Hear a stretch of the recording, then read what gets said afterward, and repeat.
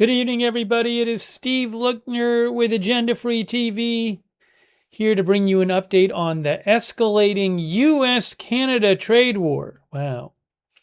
We're going to be giving you some updates, going to show you what some political leaders had to say today, including the Prime Minister of Canada. We're going to take a look at what he had to say. We're going to take your comments on the air. Wicked Demon says the end of an era, Canada is back. Delete-O-Matic says I am for Canada. So we'll have to see how this develops. I mean, look, you could have a deal could get announced at any time too. So I don't know where this is going to go. I thought it seemed like a few days ago that there was already a deal. But then the deadline came last night and there was no deal and the talks broke down. And then this morning, new U.S. tariffs got put onto Canadian goods, and the Canadian government is saying they're going to do dollar for dollar tariffs in retaliation on U.S. goods. I haven't seen today, I'm interested to see if President Trump posts about this weekend. I haven't seen the last few hours something from President Trump. So we'll have to see what he says.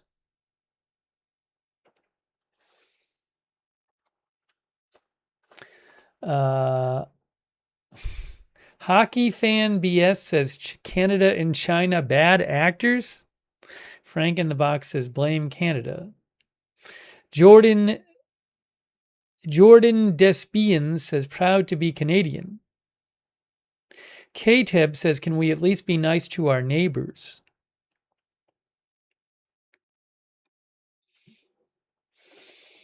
So let's talk about this. Yoshim says, Vive la Canada, Yankee fascists are untrustworthy.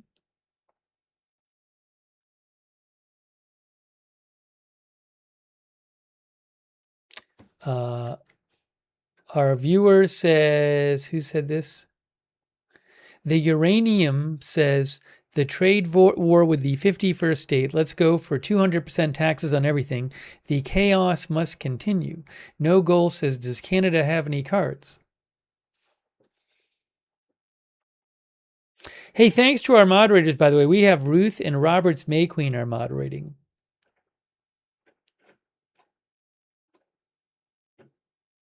And then we have... hold on, let me thank our other moderators here. We have Matthew Kohai 3 and Flux Eternus moderating on Twitch. Thanks so much. Linda Belk, Larry, Misha on X, and hold on.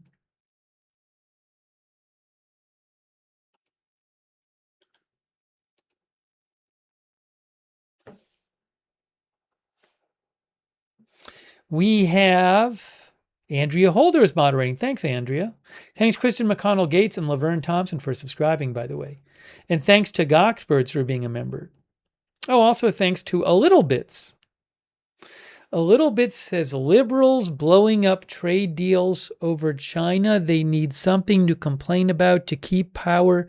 Free Alberta. Thanks so much, A Little Bits. Julianne says, proud to be a Canadian. Charles Crosby says, there's no enemy like a friend betrayed. Charlie Underfoot says, how goes alienating yet more allies?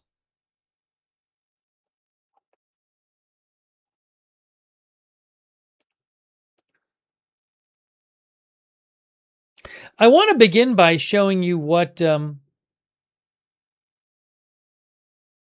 we'll start with a little summary, actually. Then I'll show you what...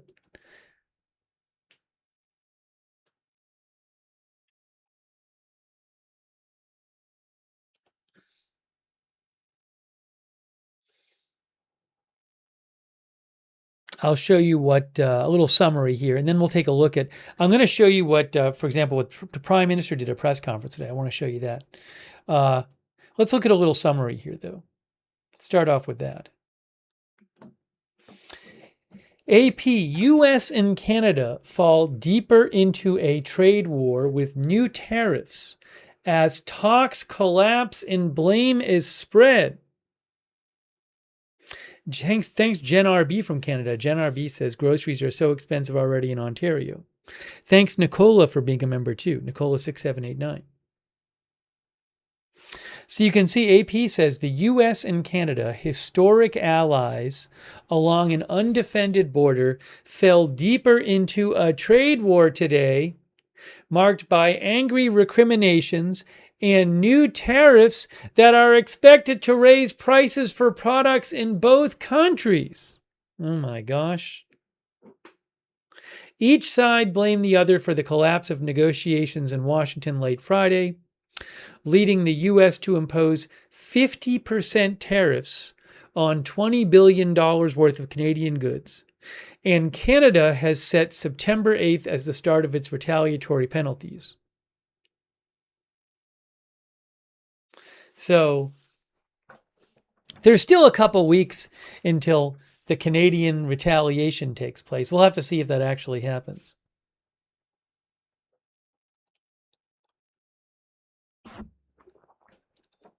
Eliza Jane says, make it make sense. Yeah, I'm going to actually, Olive Juice, talk about what the Prime Minister said and also show what he said. I will.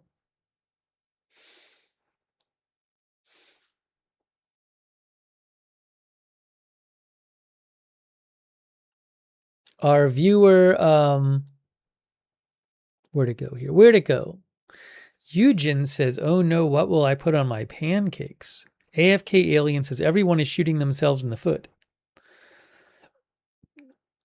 Thank you, Olive Juice from Canada. I appreciate that. Also, Frank in the Box, our member. Kenneth Colton, our member. I Am Charlie. I Am Charlie thinks Canada has ripped off the America for years. That's what I Am Charlie thinks. Thanks you, I Am Charlie. Thanks also Perky Popcycle, who says the world is reordering without the USA selling off US bonds to punish us. Thank you, Perky Popcycle. Also, A Little Bits.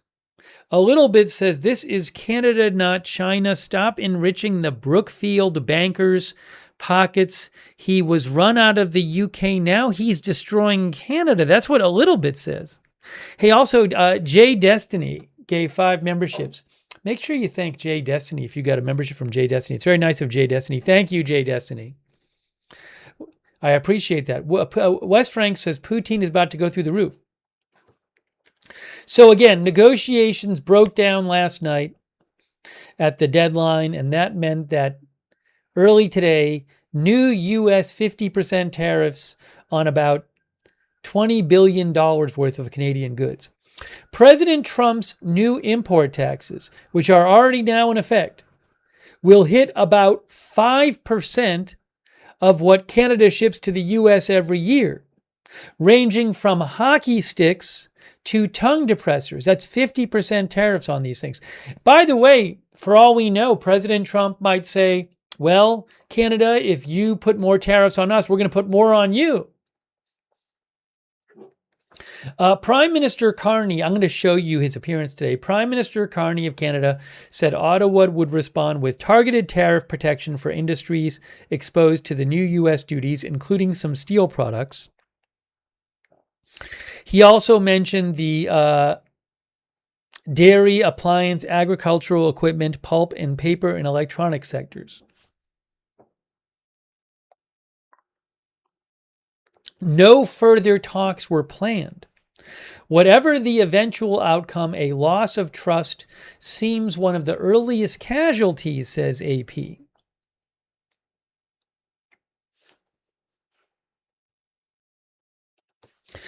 Prime Minister Carney, we'll show him later, accused Washington of using economic integration as a weapon and said its signature was written in pencil. He claimed that there were late changes made by the U.S. in the negotiations. I'll show you his statement from last night. Resorting to the language of battle, Prime Minister Carney said his country had been attacked by the new American tariffs. You're at war when you get attacked, said Prime Minister Carney, adding that Canada had the reserves, resilience, and plan to respond. But to Trump's chief negotiator, Jamieson Greer, the U.S. was compelled to act after a year of retaliation by its longtime partner. Trump's chief trade negotiator told Fox and Friends Weekend, "We've said enough, and so we've taken countermeasures. Our interest is in protecting American workers and protecting American supply chains."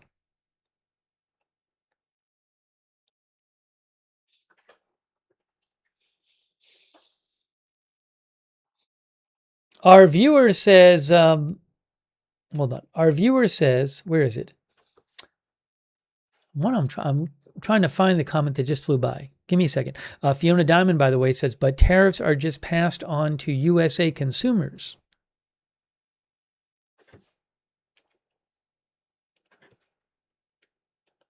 Real Street Photography thinks Carney is destroying Canada.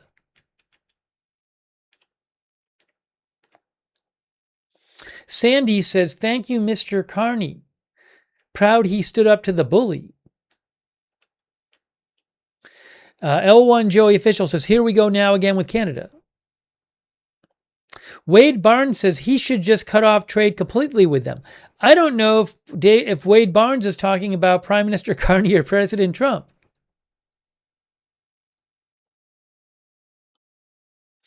D from RC thinks Carney is a terrible prime minister.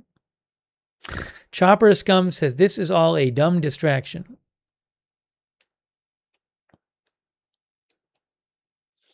Miami Vice Fanatic thinks trust in the US dollar will go down, and Miami Vice Fanatic is bullish on Bitcoin. Spectre EH says, as a Canadian, I no longer feel welcome or safe in the USA.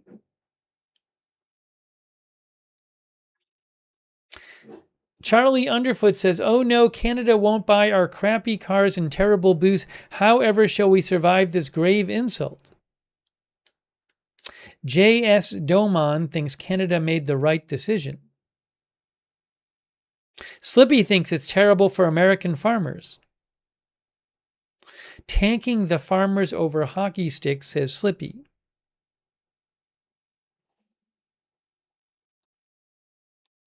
I Was Try says he literally did a new trade deal with Canada in his first term. Thanks Carol Loving, who says, OMG, it's like children in kindergarten. Thanks also, again, a little bits. And I appreciate that. And Canadian Chronic. Thanks, Canadian Chronic, who says, USA wants more integration with Canada, but Canada wants to protect its control on the media dairy cartel and culture. The deal would have hurt Carney politically. That's what Canada Chronic says. Thanks, God Frisia. God Frisia says, Ariana Grande can do with a bit of ground beef. Now it is going to be cheaper. Wow, I don't even understand that comment, God Frisia. Thank you, God Frisia from New Zealand. God Frisia connected the story to Ariana Grande somehow. Thanks, P.A. Jeeper, who says Canada is a bit lame, to be honest. Marcel Kern. Hey, Marcel, thanks for being a member.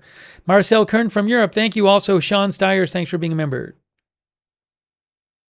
Sean says, we should have peace. We should have free trade. Tariff stuff is petty.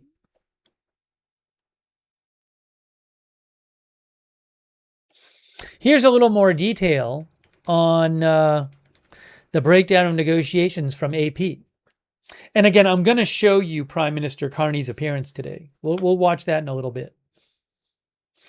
Prime Minister Carney said Canada had been willing to drop remaining retaliatory tariffs on steel, aluminum, and autos if the U.S. substantially lowered its own, and to encourage provinces to restore U.S. alcohol sales. But Prime Minister Carney said Washington's final demands went too far. They asked too much and offered too little, he said. The head U.S. Trade Representative Greer said the Republican administration was offering to cut tariffs on steel, autos, and lumber, things that are sensitive for them. And they've always had the best deal, and they would still have an even better deal, but they didn't want that. As a result, said Greer, we're moving forward with measures that respond to Canadian retaliation. Carney said that the U.S. added last-minute terms to the deal that would have reduced tariff relief for Canadian-made vehicles, restricted Canada's ability to strike deals with other countries, and weakened protections for language, culture, and sovereignty. Carney said such demands were unacceptable. The breakdown in negotiations marked a sharp reversal from 2 days earlier, when officials from the two countries sounded as if they were headed towards a compromise. Ontario Premier Doug Ford, who I have some comments from Doug Ford I will play a little bit too, who leads Canada's most populous province, praised Carney for rejecting the deal, saying it would have hurt Ontario's auto, steel, and manufacturing sectors. Ford urged Canada to use every tool in our toolbox to fight the U.S. tariffs. The moves also call into question the future of a North American trade agreement covering the U.S., Canada, and Mexico that is crucial to industry in all three countries. Carney said the breakdown was certainly not good news for the review of that agreement, and that the failed negotiations had given Canada a new perspective on what Washington wants from the broader economic relationship. What's going to happen? And how will Trump respond? Scott Post said, I thought Trump said a few days ago, no tariffs. President Trump a few days ago came out with a very optimistic statement on Truth Social, saying basically the deal was pretty much done. Now, the question is, his Truth Social is hard to find things on because you got to go back through all these. There's so many posts on there, like reposts of stuff, that you got to go back through all the reposts and find his post. Let me see if I can find his post from a couple days ago. I'm scrolling back here and there's all these other posts. It's so hard. Let's see. Was it 2 or 3 days ago? No, I'm at 3 days ago.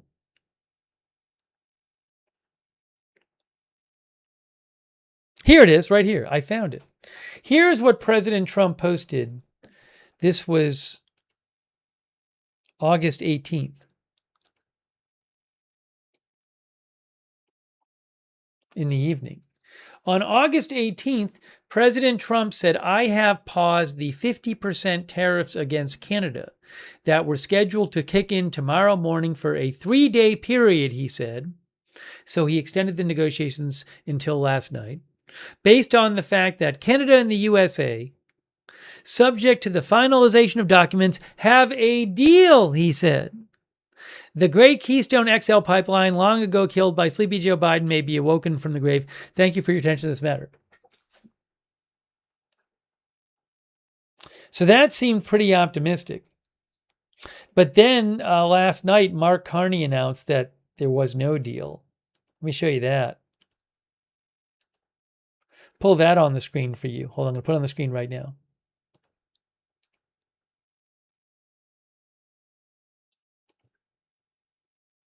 All right, here is what Mark Carney posted at 11:45 Eastern last night.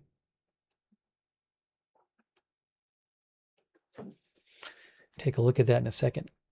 Hang on, I got to also take a few more comments here too. In Encore mode says, I thought with the pipeline, the U.S. was getting a good deal. How did his team mess this up?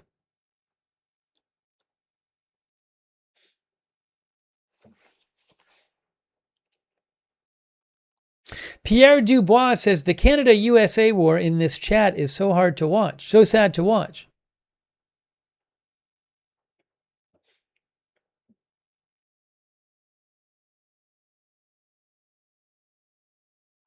X Books says, I don't know why Carney even cares. Let the Americans tax themselves.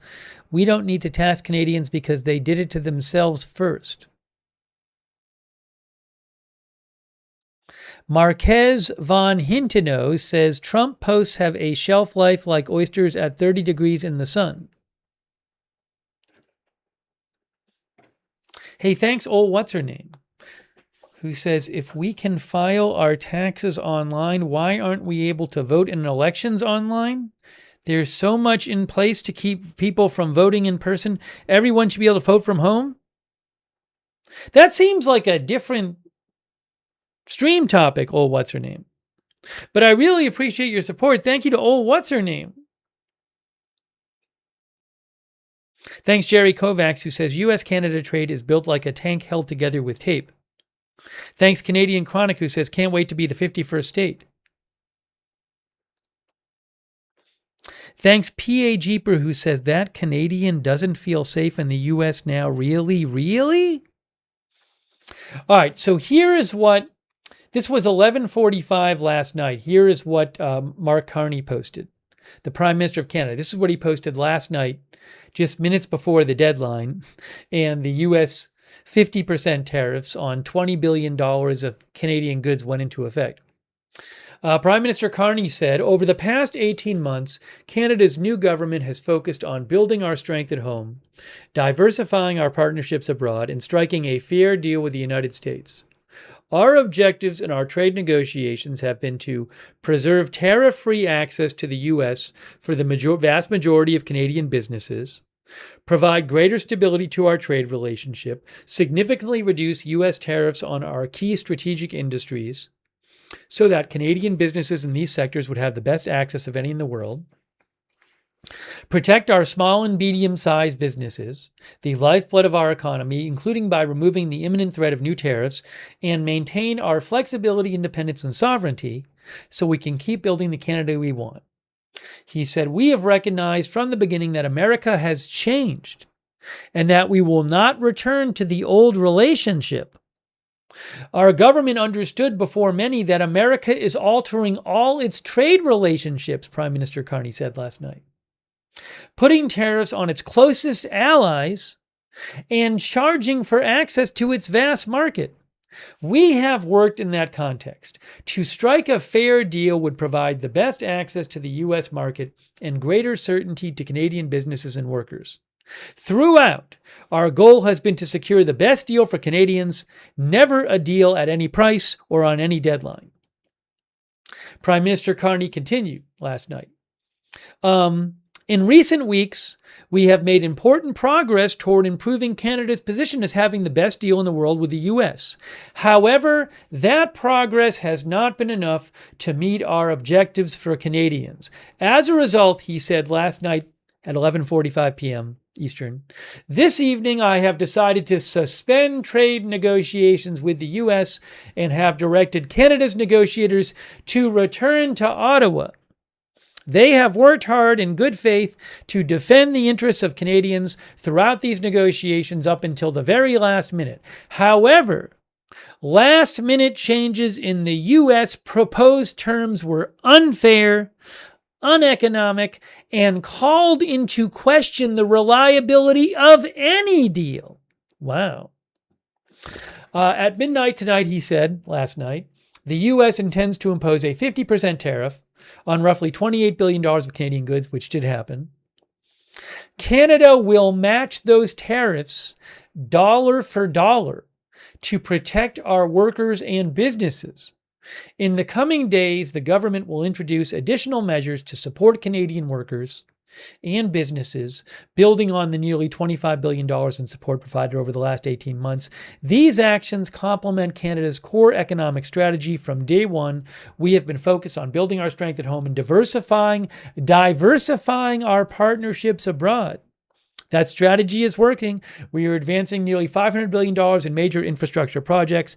In parallel, we are unlocking new export markets for Canadian businesses, he says. Our existing free trade deals already provide Canada with preferential access to 1.5 billion consumers, and we are on track to double that market access by the end of this year.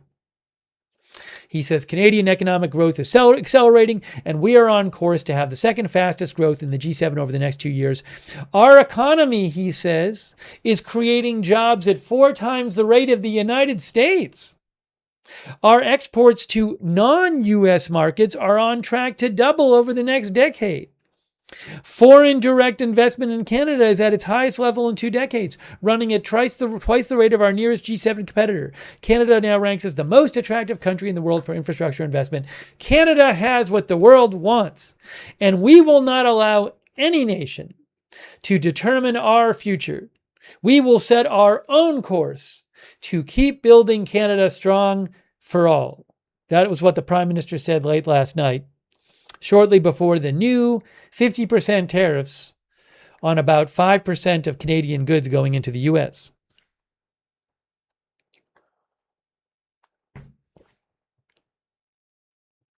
I'm going to show you what Prime Minister Carney said today in person in a little while.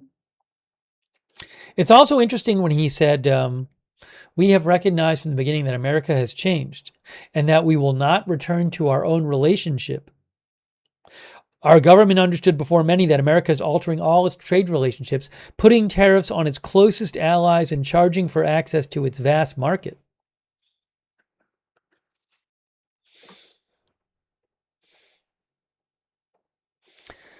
So, I don't believe we've heard a response directly from President Trump since this went down last night. Lukey thought it was a good statement.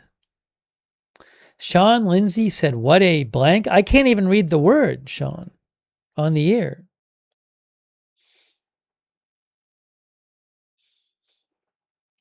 Terry Wachter thinks America becomes the laughingstock, getting left in the dust.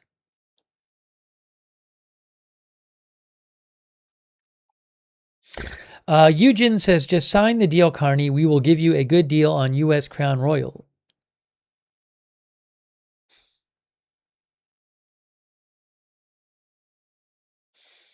Thomas K. thinks world is moving to might is right, sadly.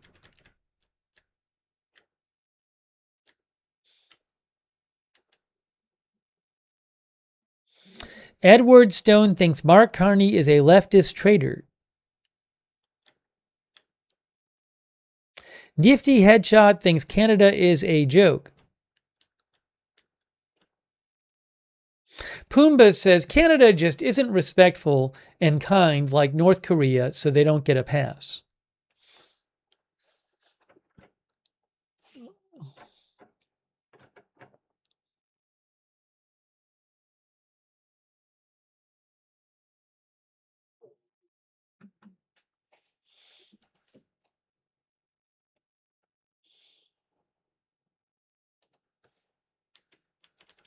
Let me show you a little more perspective here from AP. Ooh, hold on. But before I do that, let me say a quick thanks to our moderators who are here. Hey, thanks to Ruth for moderating. I really appreciate it. Roberts May Queen.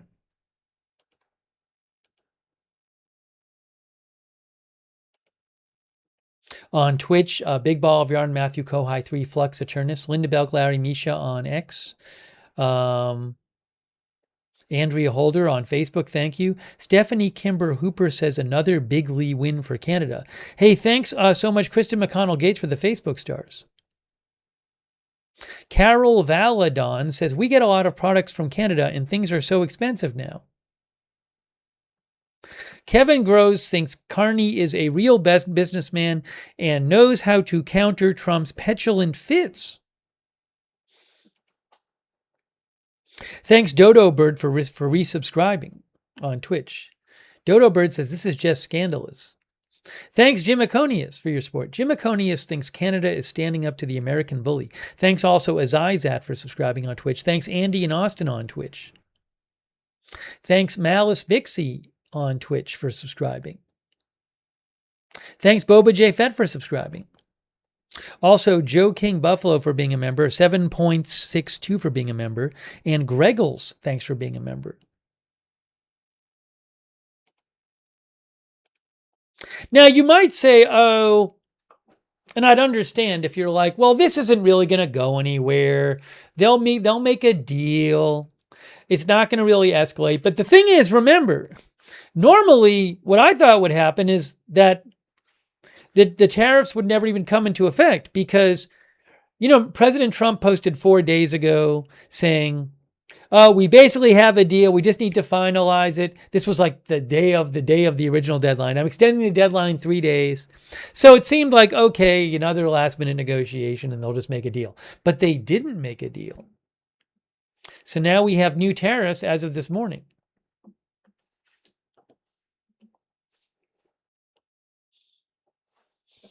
You can see AP says the economic risks of fighting back and a shift seen as perhaps lasting beyond Trump.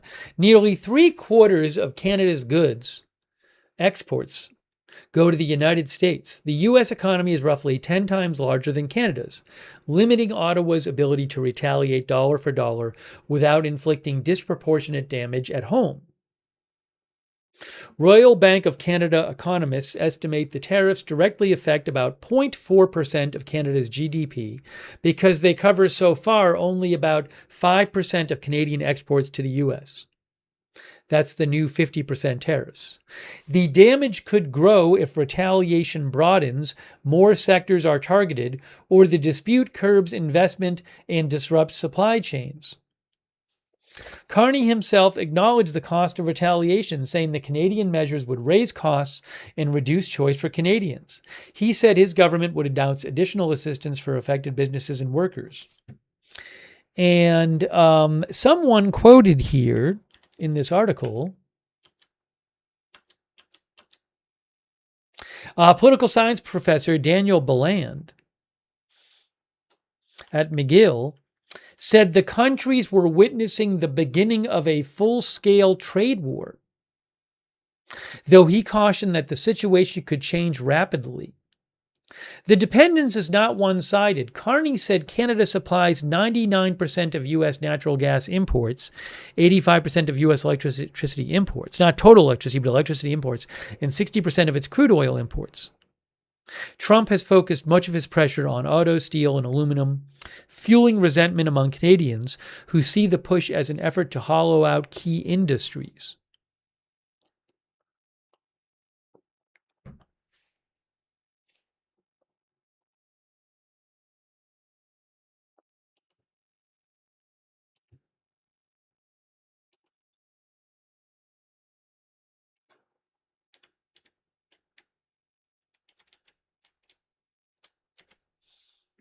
AP also says a typically cooperative alliance goes sour. The political impact will likely be even bigger than the economic fallout. The countries sold each other $880 billion worth of goods and services last year. As we said, the tariffs were going to kick in on Wednesday. Trump extended the deadline for 3 days, but the countries could not reach an agreement on time. The U.S. and Canada, says AP, have wrangled for decades over trade, poking each other over sore spots such as Canadian softwood lumber imports and U.S. access to Canada's protected dairy market. Somehow, they still managed to remain friends, allies, and trading partners. Canadian soldiers fought alongside Americans in Afghanistan after 9/11. The over 5,000-mile U.S.-Canada border is undefended, and nearly 330,000 people and $2 billion worth of goods cross that border every day. 800,000 Canadians live in the U.S.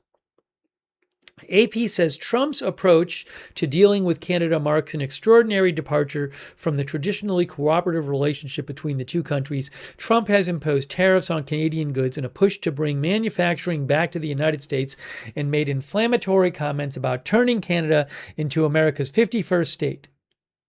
Carney, as I mentioned, said Canada had recognized that America has changed and that the two countries would not return to our old relationship.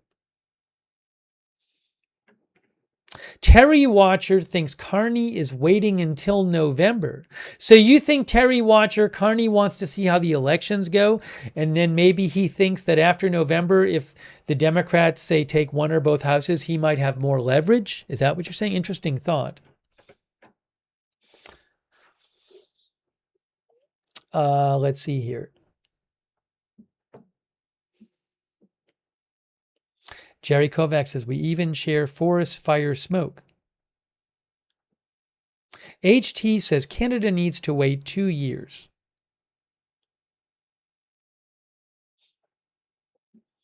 Tanya says we need to start on the northern border wall before China and India take over Canada.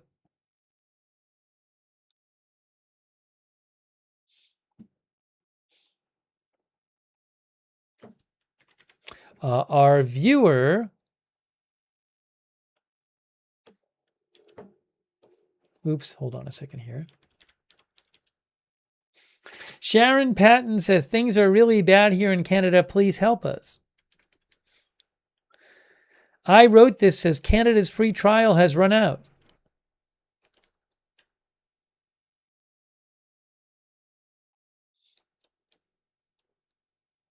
Silver thinks this will lead to civil war. Batcat says, when I think of American arrogance, I throw up a little. Demonic Fruit Loop says, wonder how soon my electric and gas bills will go up over this. Sheila says, we are headed for made in USA products.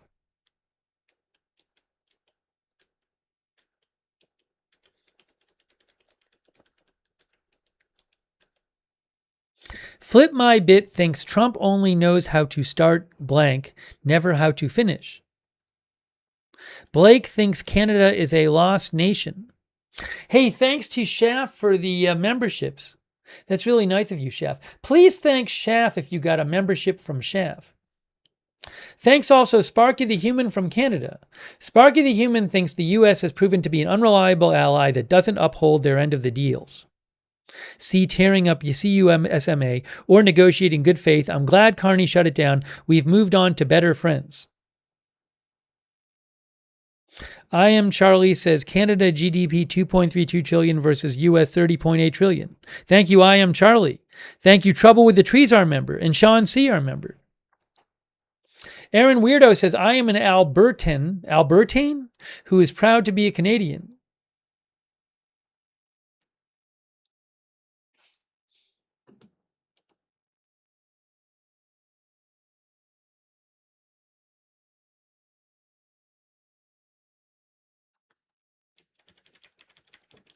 In case you're just joining us, the United States, as AP says, the United States imposed 50% tariffs on about $20 billion worth of Canadian goods early today.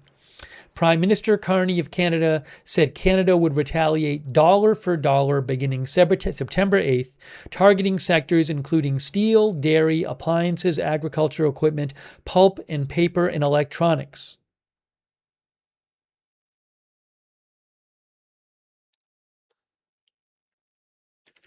AP points out that the pressure from Trump on Canada has gone well beyond tariffs. Trump has questioned Canada's economic viability, repeatedly talking about making it the 51st U.S. state, and used trade measures to encourage production to move from Canada to the United States. That has angered many Canadians and fueled a sense of betrayal in a country that had long regarded the U.S. as its closest ally. Canadian travel to the U.S. remains sharply lower than before the dispute, with July return trips down nearly 29% by car and 27% by air from July 2024.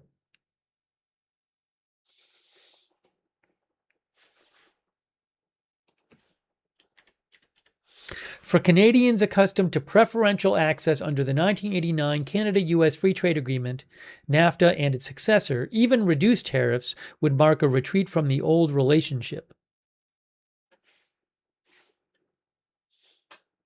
The collapse of talks also puts Carney's approach to Trump to the test, says AP. Prime Minister Carney's elbows-up posture, hockey shorthand for playing aggressively and refusing to be pushed around, has helped keep him popular at home. His decision to resist U.S. pressure could also resonate abroad with those impressed by his Davos call for countries to resist economic coercion and reduce dependence on great powers. Provincial leaders and conservative leaders in Canada broadly backed Carney. Saskatchewan Premier Scott Moe said the old status quo is not possible, while Ontario Premier Doug Ford praised Carney for rejecting what he called a bad deal for the auto, steel, and manufacturing sectors. I actually found a post from, I want to show you.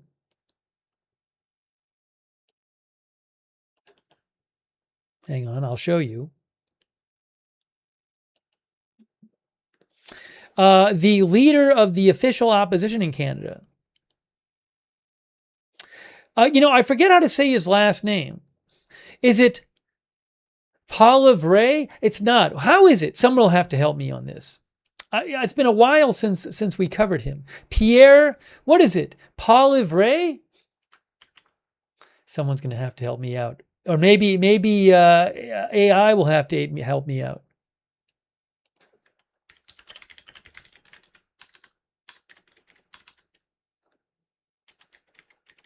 Polyev? Palavray sounded long to me. Uh-oh, we got some different... You know what's weird? Is it used to just say it in Wikipedia. Now it doesn't. I think it's like Polyev. Polyev?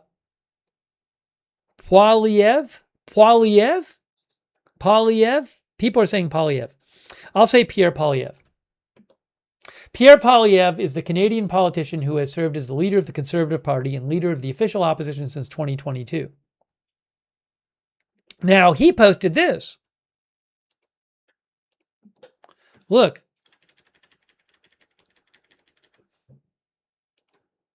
"10 hours ago, Pierre Polyev said, conservatives are disappointed that the U.S. has chosen to impose further unjustified tariffs on Canada.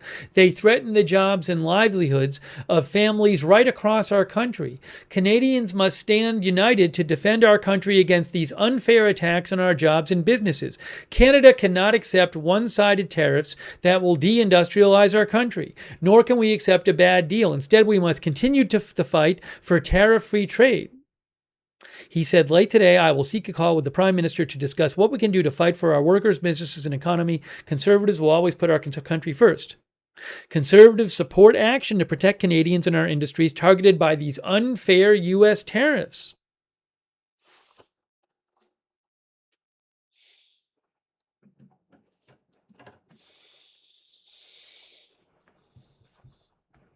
In a couple minutes, I'm going to show you the presser that the Prime Minister gave. Prime Minister Carney. We're going to watch ourselves.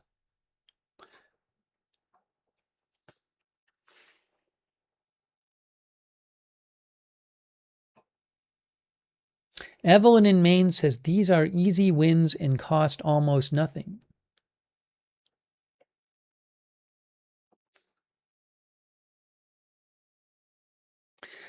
John Simonetta, our viewer, said, 51st state? U.S. can't afford the 50 they have now. Canada rocks. Great job, Mark Carney.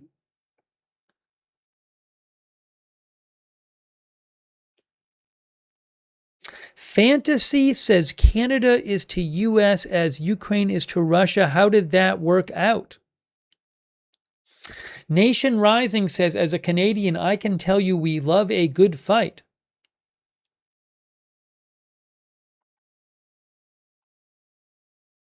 John says, come on, Canada, what the heck?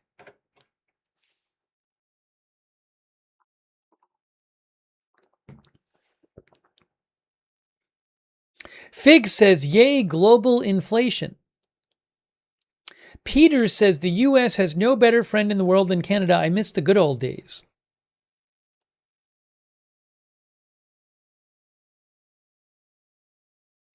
LaSalle Mom says, as a Canadian, I'm happy Carney didn't sign.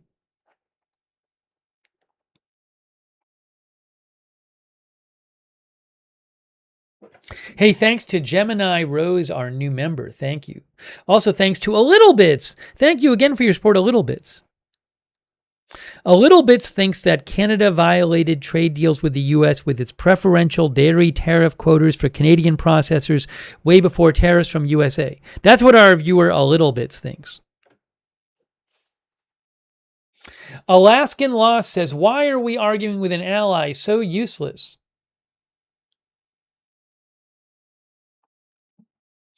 Thanks Aeneas, who says perhaps it was just a bird.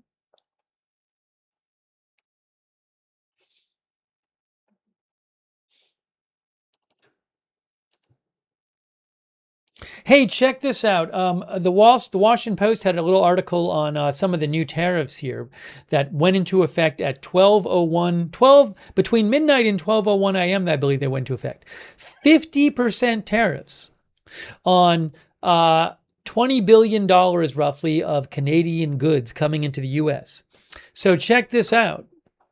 The Washington Post says Crown Royal whiskey, goose down jackets, ice hockey equipment, and a long list of other Canadian goods could become much more expensive for American consumers. An array of imports are subject to new 50% tariffs after U.S.-Canada trade talks collapsed on Saturday. Negotiators had worked for weeks to reach a deal to avoid the tariffs, which President Trump announced last month. The trade war began last year when Trump imposed tariffs on Canadian goods for what Trump said was a failure to prevent illicit fentanyl from entering the United States. In turn, officials in most Canadian provinces removed U.S. wine and spirits from government-run stores and placed tariffs on some U.S. products.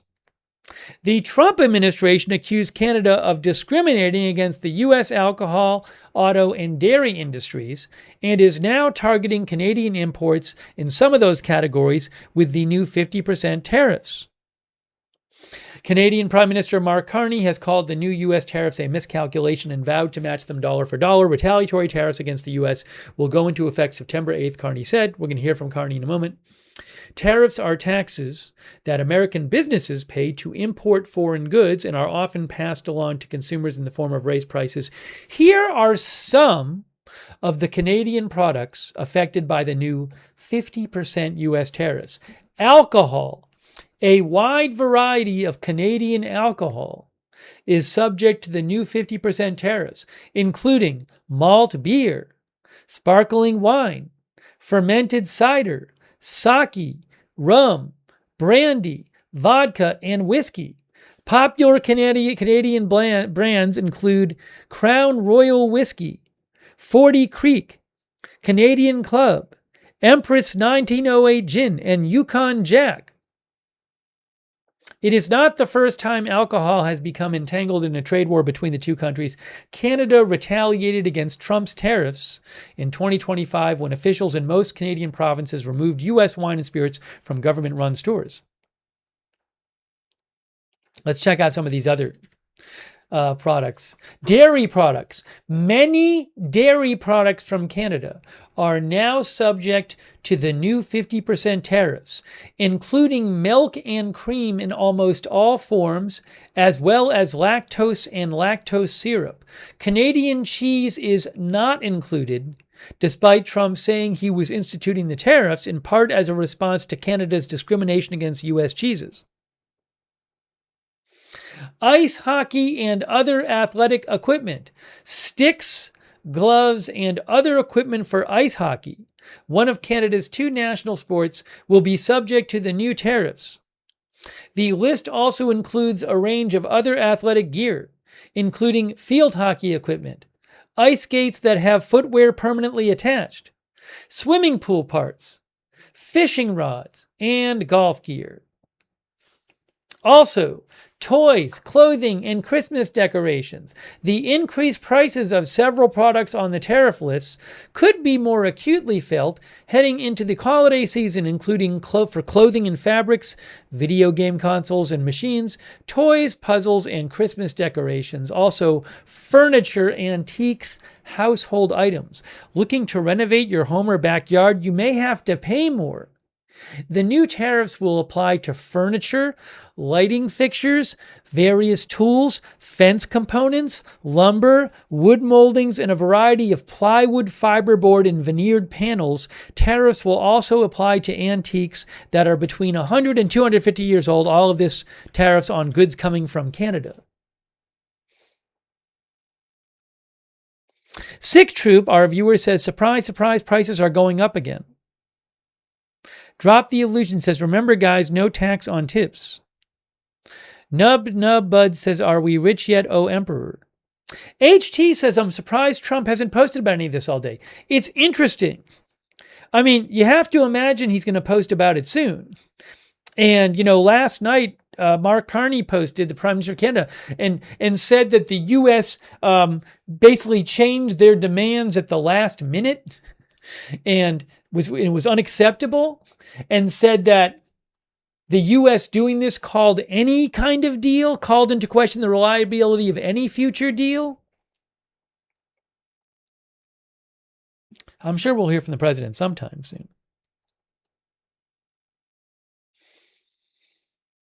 Let's see here. Yes, as Evelyn in Maine says, Prime Minister Carney did say that the tariffs will be matched dollar for dollar for Canada by Canada. We're going to watch that in a second. MT Floyd says, get your curling stones now. Richard C. Schoen says, Canada is like that one family member who always shows up to events empty-handed. Lynette Ferguson says, it's not ice hockey, it's just hockey. Kevin Badger says, I only drink American alcohol. I also live in the dairy state. This does not affect me. Hey, by the way, this was a post by Susan Collins, who's a Republican senator. She is running for re-election this year.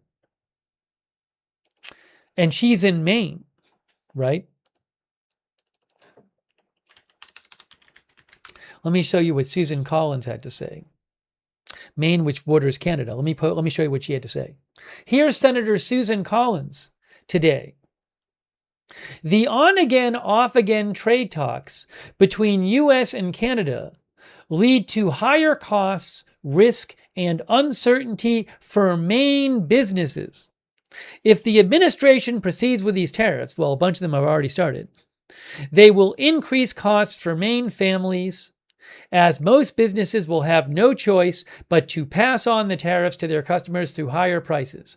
Maine imports approximately $2 billion in non-petroleum products from Canada each year. Ever since the tariffs were first announced, I have heard from many businessmen, farmers, and lobstermen concerned about the cost of navigating the tariffs, the lack of domestic supply chains, and the likely imposition of retaliatory tariffs by Canada. Susan Collins, Republican Senator of Maine, says, I urge both sides to return to the negotiating table. The administration must consider the negative impact tariffs would have on Maine businesses, communities, and families and work to reach a fair agreement with our Canadian neighbors.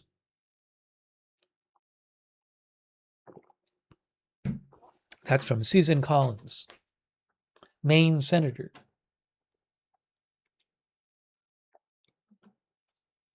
Our viewer,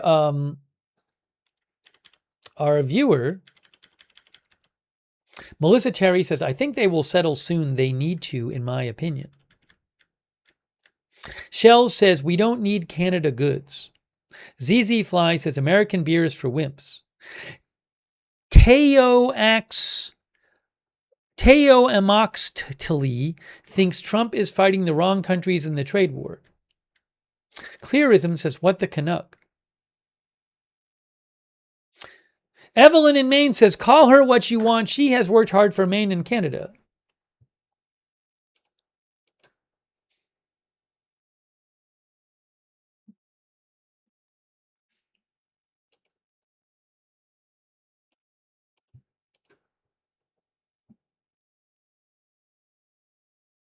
Road Dog says several states rely almost entirely on Canada for power. Is that true, Road Dog?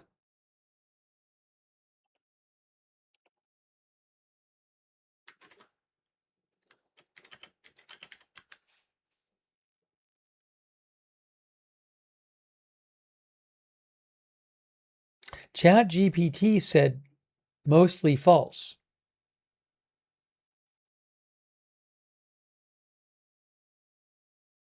Vermont uses a lot.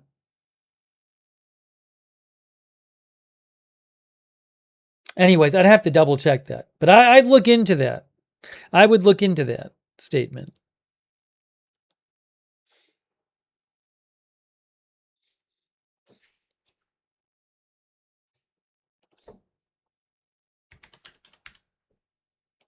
Here is what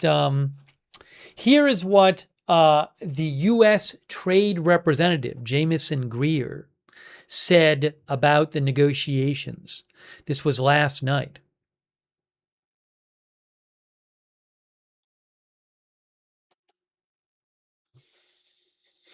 Let me show you this statement before we see Mark Carney on video. The U.S. Trade Representative said, tonight, Canada declined to finalize the trade deal under the terms agreed earlier this week. Remember, Canada said that the terms changed at the last minute. Despite the U.S. offer to Canada to receive the best treatment of any major exporter to our market, new demands and walkbacks of other commitments by Canada have upended the careful balance reached in the past days. In addition, Canada is continuing to maintain its prolonged retaliation against the United States, including, among other things, flat-out prohibitions on certain American goods and services. For a decade, said the U.S. Trade Representative, Canada has enjoyed the most favorable access to the U.S. market of any country, and from the beginning of President Trump's trade program, Canada has continued to enjoy the best treatment in the world, even after, like China, he says, like China, retaliating against the United States. This week, the U.S. agreed to provide even better treatment to Canada, offering significant tariff reductions on steel, aluminum, autos, and lumber. The U.S. offer was also forward-looking, he says, and included a historic economic and national security partnership to cooperate on export controls, combat transshipment, enhance digital trade, and align certain external tariffs.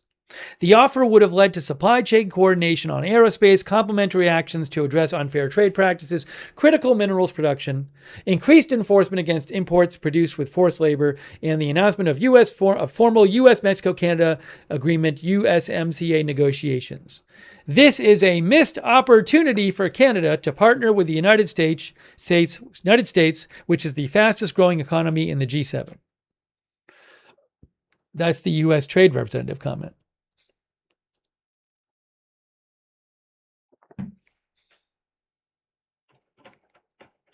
He said that Canada made new demands and had walkbacks of other commitments.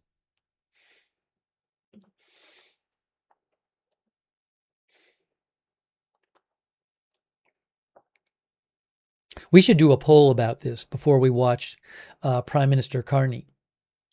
Our viewer Diverk Beavert says, we will not stand for this Canadian aggression.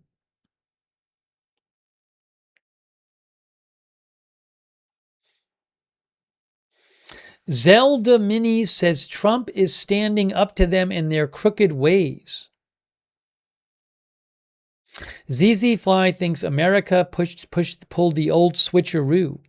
Scott Cole thinks Carney is a deep state bankster.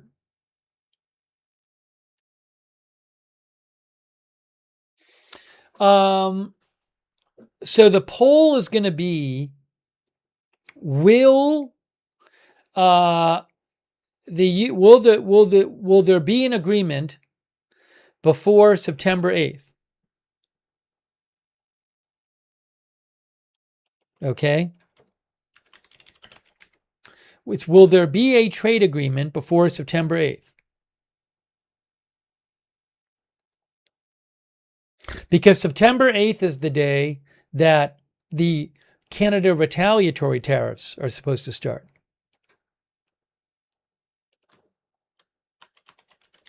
Will U.S. and Canada reach deal before September 8th?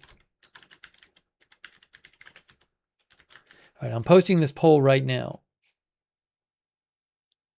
Hang on, let me finish posting the poll.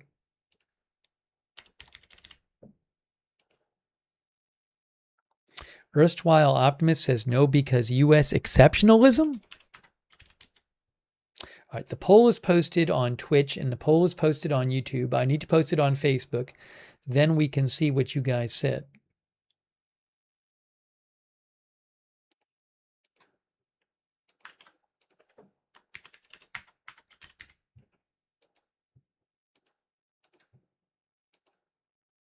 All right, the poll is officially posted. Here is officially you guys thinking about the poll.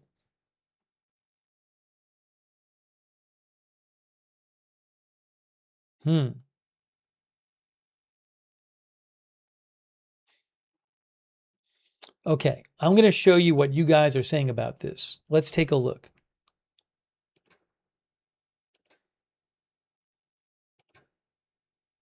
So the question is, will the U.S. and Canada reach a deal before September 8th, which is the day that Canada's retaliatory tariffs are supposed to take effect? Okay. On YouTube, it is 68% no. Wow. So 68% on YouTube think there will be no deal before September 8th, and we will have retaliatory tariffs by Canada. Something else I'm wondering is if President Trump, like in the next couple of days, says, hey, Canada, if you do more, like it feels like something Trump would do is say, hey, Canada, if you put more tariffs on us, we're raising our tariffs to 100% from 50%. I don't know that he's going to do that, but I could see him do something like that. Dwight Somberger thinks Canada has new cards. Joe Dirt thinks any agreement with Trump is useless. Hold on a second here. Let me just get this on the screen for you. All right, so that's YouTube. Facebook is 88% no on Facebook. 88% no. People are skeptical about a deal. How about on Twitch? Our viewers seem to think this is going to get worse, this trade war. Look at this. 74% said no on Twitch. Wow. Glimmer Strike says Strait of Hormuz to Canadian Boogaloo.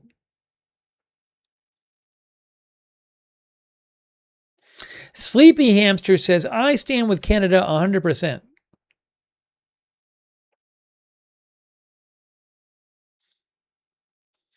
Dave Moon TV says, buy Canadian and Canada.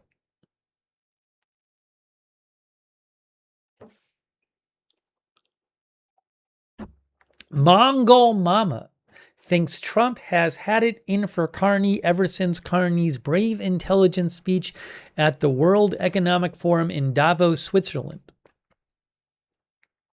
Batcat says, we coming for you, U.S. Jeff Spiderman says, those Canadians are big dummies. Daniel Aaron says, we want Tim Hortons in Florida.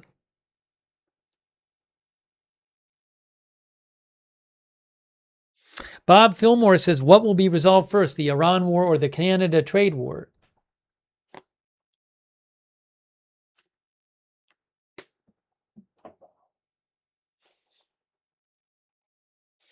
Ghost Shaman thinks that the Canadians will cave.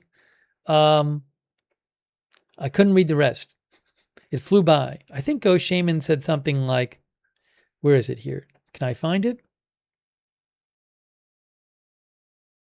I think Ghost Shaman said something like, what other choice do they have? Greetings from Space says, I never thought it would come to war. All right, thanks for voting in the poll. So people are pretty skeptical in our viewing audience about this getting solved, a deal being reached before September 8th,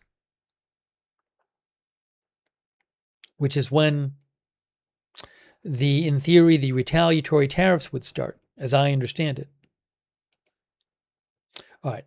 I think we should take a look at what Prime Minister Carney said. How does that sound? Jose thinks Canada is just jealous we have a strong military and they don't.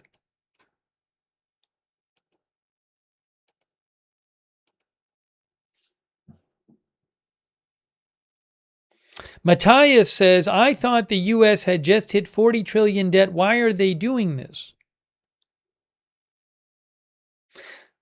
Melissa Terry thinks they're both hurting the people if they don't compromise.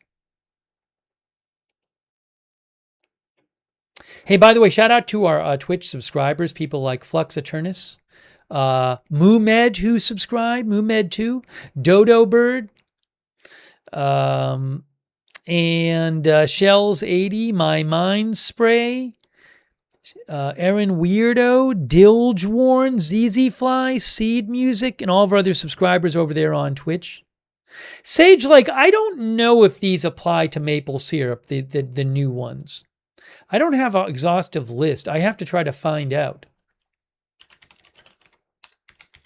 The new tariffs that went into effect, the U.S. tariffs, are on roughly 5% of Canada's goods coming to the U.S., as I understand it.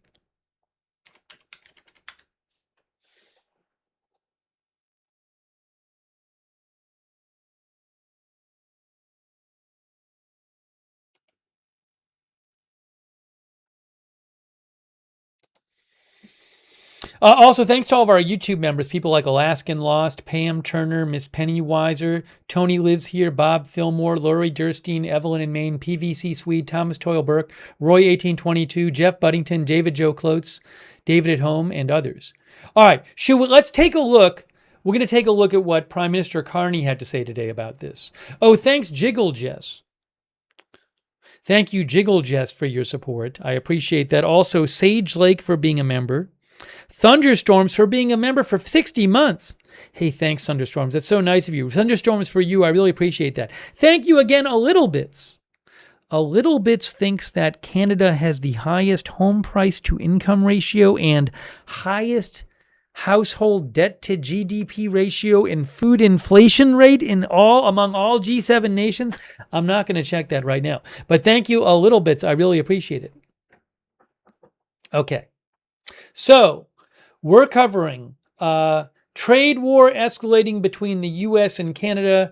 Talks broke down last night. There was a midnight deadline. So, as of early this morning, new 50% tariffs on about $20 billion of Canadian goods, 50% American tariffs went into effect. And Canada says they are going to retaliate with their own tariffs on American goods, dollar for dollar. So what I'm going to show you now is we're going to watch what Prime Minister Carney had to say today. I have it right here in front of me. We'll take some comments on it.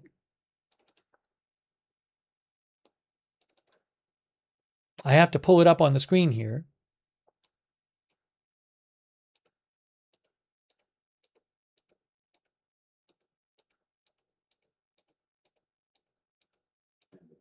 Here it is. Okay, hold on.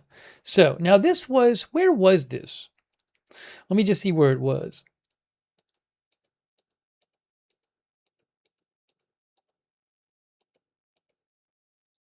All right, I'm putting it on the screen for you right now.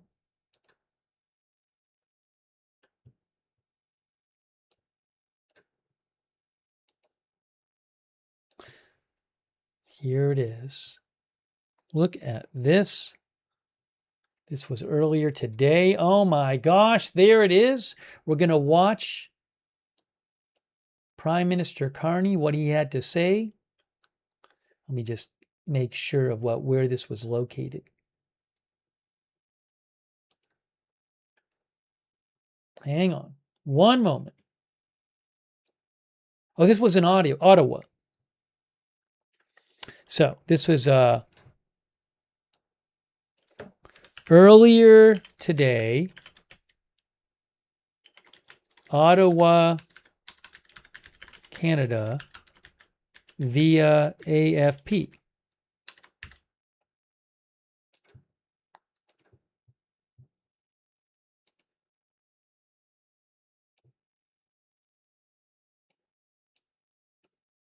Okay, so let's hear what Canadian Prime Minister Carney had to say today in his presser.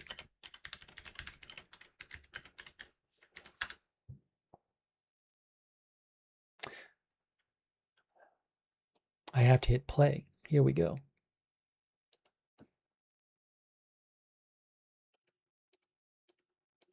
Get it queued up.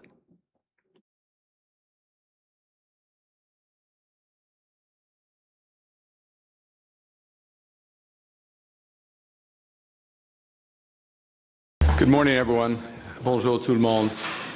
I'd like to take this opportunity to update Canadians on developments in our trade negotiations with the United States.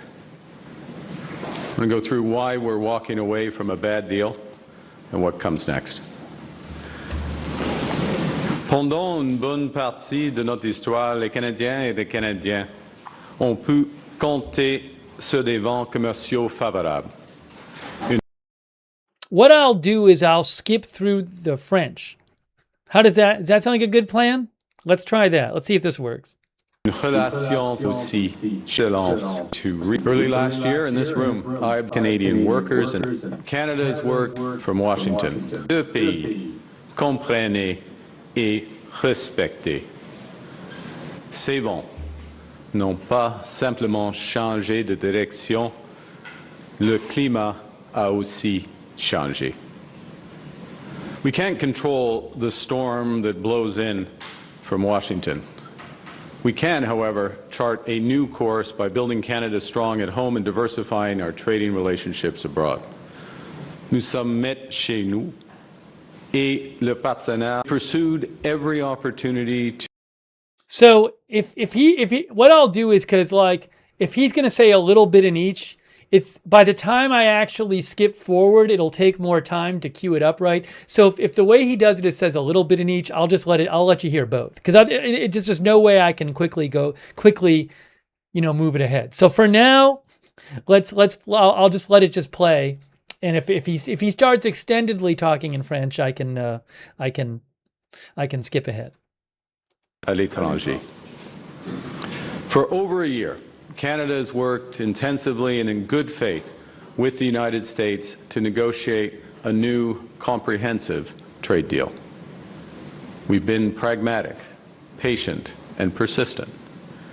We pursued every opportunity to reach an agreement that protects Canadian workers and their families, that strengthens our economy, and that respects Canadian sovereignty. We've been under no illusions. We recognized from the start that America has changed. Early last year in this room, I observed that the decades-long process of steadily increasing integration between our economies was over. Our government understood before many that America would transform all of its commercial relationships, that it would put a series of tariffs on its closest allies and use economic integration as a weapon. We recognize that sometimes its signature was written in pencil. We worked in that context to try to strike a fair deal on which Canadian businesses and workers could rely. Our goal has always been to get the best deal for Canadians, never a deal at any price or on any time frame. Last month, when the United States announced another round of unjustified tariffs, I gave our negotiating team a new mandate to seek a fair deal negotiated in good faith. Because I believe that people on the ground, on both sides of our border, want this relationship to work. The bonds between Canadians and Americans are long, and they remain strong. A mutually beneficial trade agreement is possible, one that respects our sovereignty, one that builds on our complementary strengths, one that lowers costs for families on both sides of the border, one that creates good jobs for our workers. Canada has always worked towards these goals, even while America's attention and dedication to them have wavered. We've consistently proposed long-term partnerships, while America has often pursued short-term transactions. The gap between partnership and competitor, unfortunately, has remained too wide in recent days. So last evening, I instructed our negotiators to return to Ottawa. We cannot accept what they've offered, and we will not give what they've asked. Over the past year, the U.S. has imposed a series of tariffs that violate its commitment under our agreement with them in Mexico, so-called CUSMA. The United States has continually changed their rationale for these actions, from fentanyl to taxes on U.S. tech giants, to certification of U.S. aircraft, to the sharing of tolls of a bridge that Canada built and paid for, to our dairy policy, to provincial decisions not to sell American alcohol during the trade war, to a television advertisement that quoted Ronald Reagan, to smoke from wildfires while they threatened our communities. Another prominent justification for U.S. tariffs has been their claim that since the United States runs, quote, a trade deficit with Canada, we were ripping them off. Also a quote. But the U.S.'s narrow merchandise trade deficit only exists because the U.S. buys so much of its energy from Canada. Canada fuels American growth, supplying 99% of their natural gas imports, 85% of their electricity imports, 60% of their crude oil imports. I don't think they want us to stop sending any of that energy.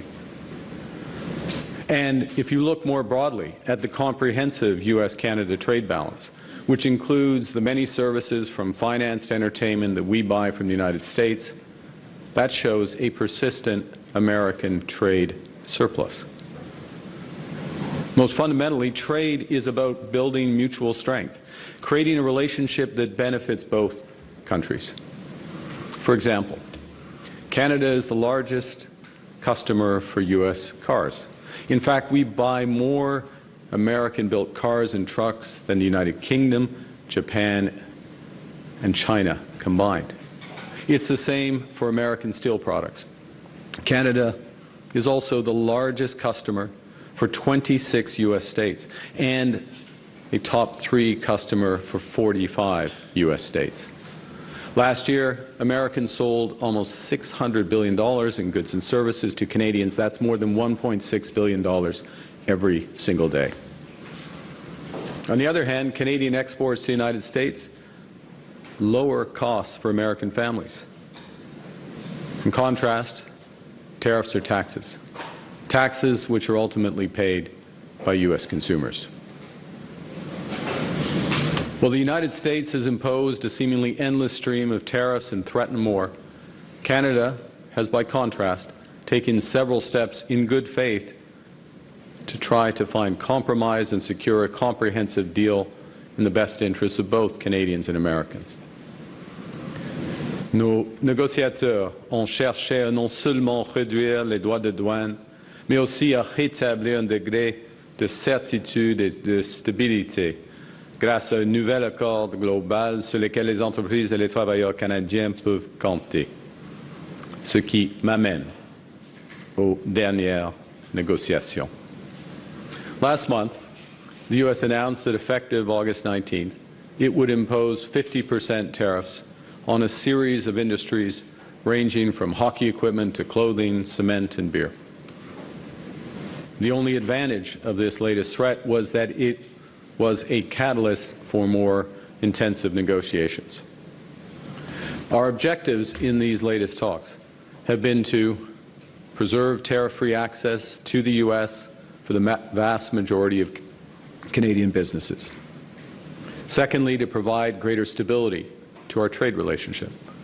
Thirdly, to significantly reduce U.S. tariffs on our key strategic industries so that Canadian businesses in these sectors would have the best access of any in the world. Fourth, protect our small and medium-sized businesses, including by removing the imminent threat of those new tariffs.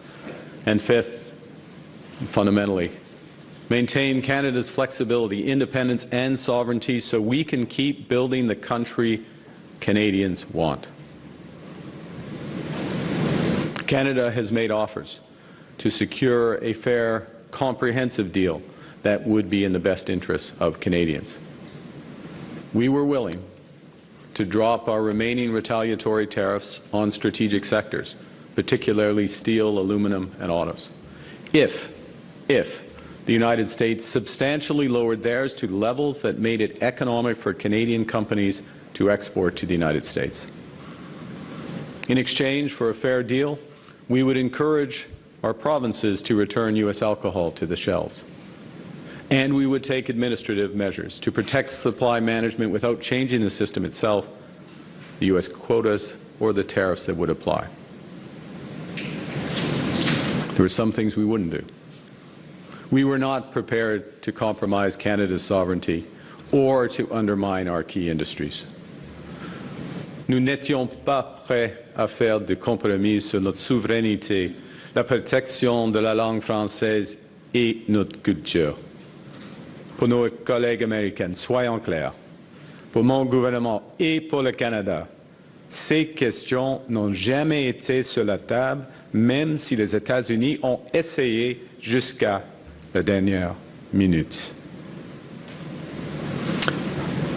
Now, in recent weeks, there had been important progress made towards a possible agreement, an agreement that would have reinforced Canada's position as having the best deal in the world with the United States, including by securing the best terms for each of our most important strategic sectors and by providing greater certainty about our future trading relationship.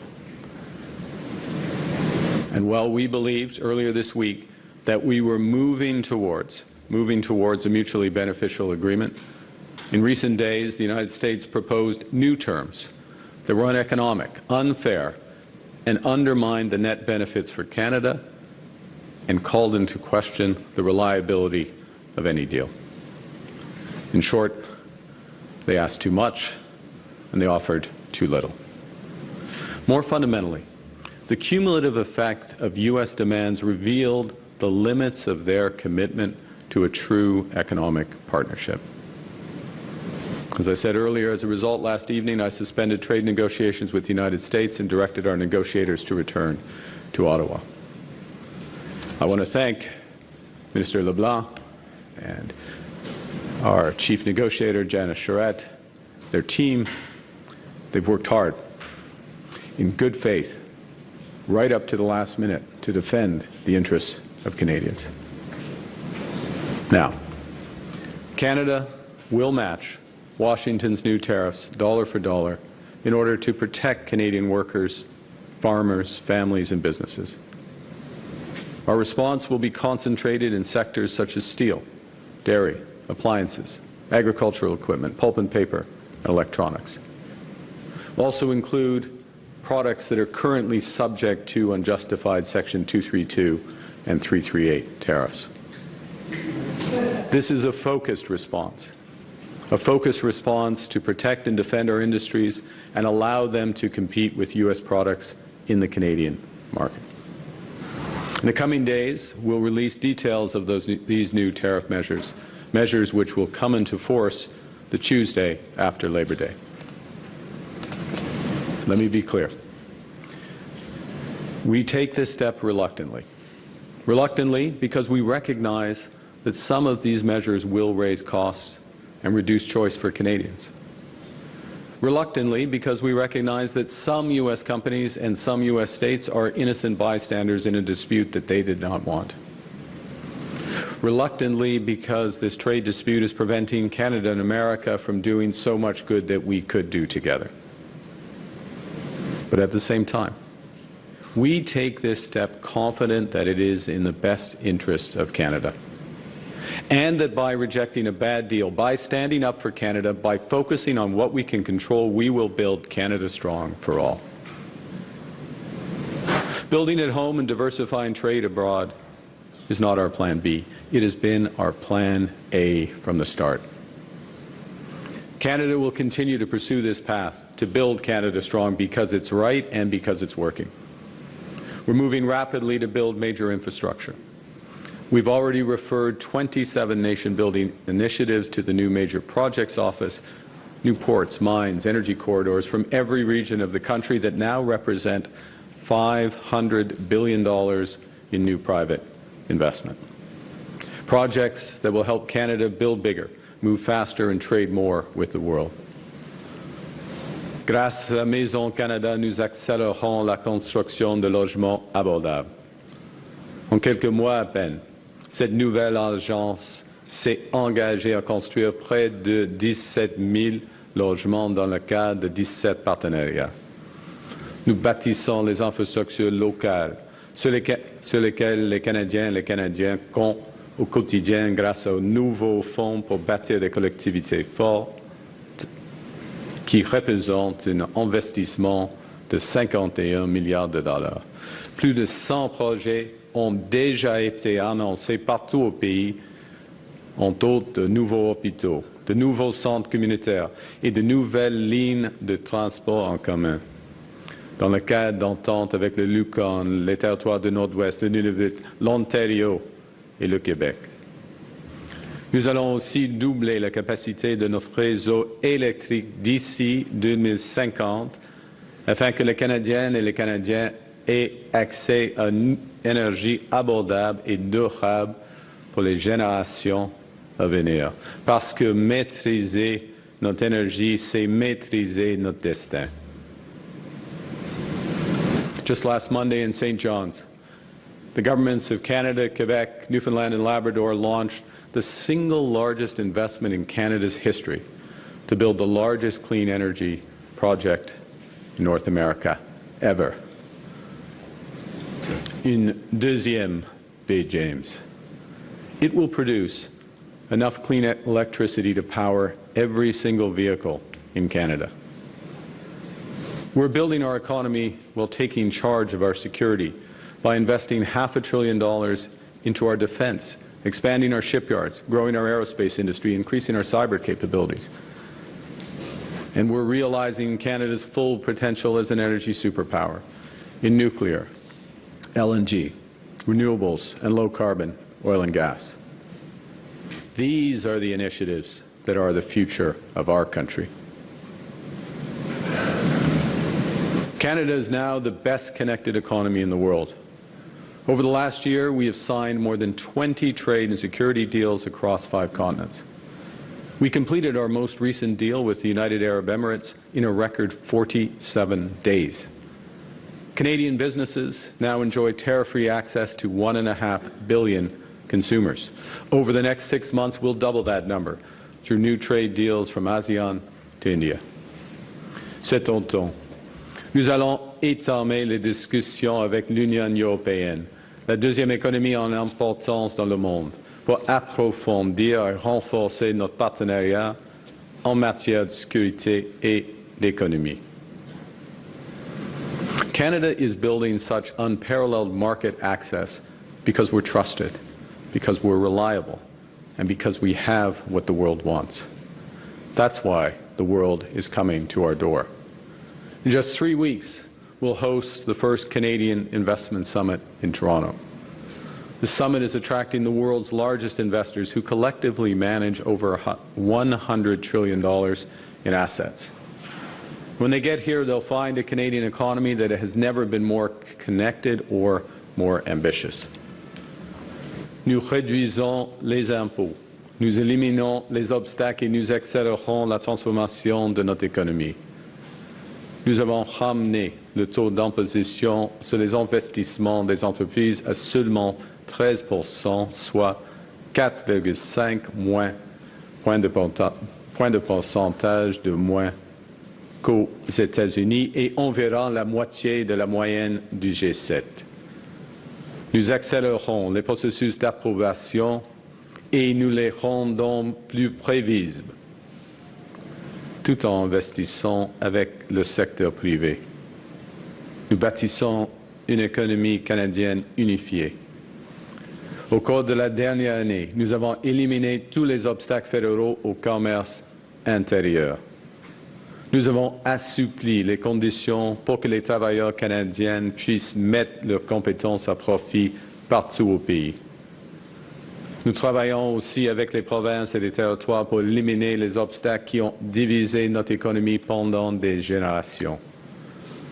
Nous prenons des mesures pour que les Canadiens et les Canadiennes puissent acheter canadien, embaucher les travailleurs canadiens et bâtir avec des matériaux canadiens plus facilement.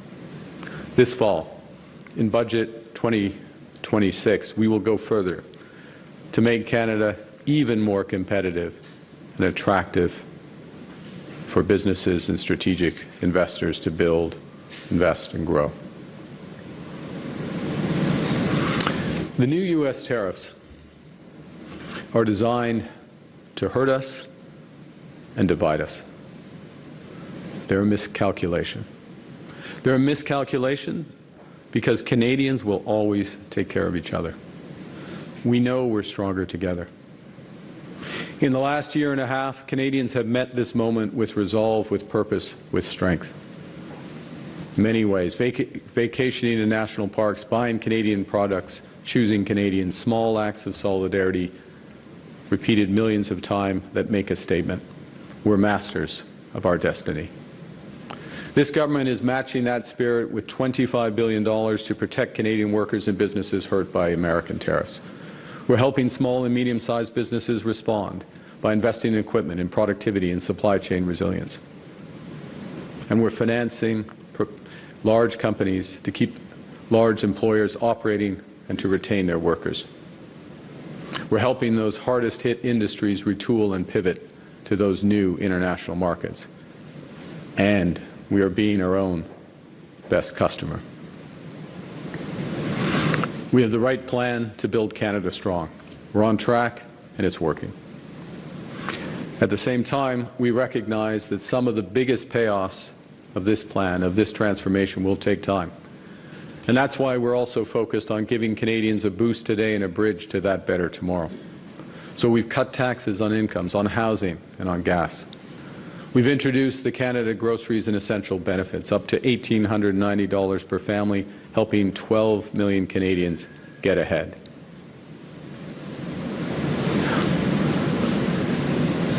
We're stronger now than when the United States started this trade war. More unified, more determined, more ambitious. With the strongest fiscal position in the G7 and a resilient economy, Canada has all the resources we need to pivot and to prosper.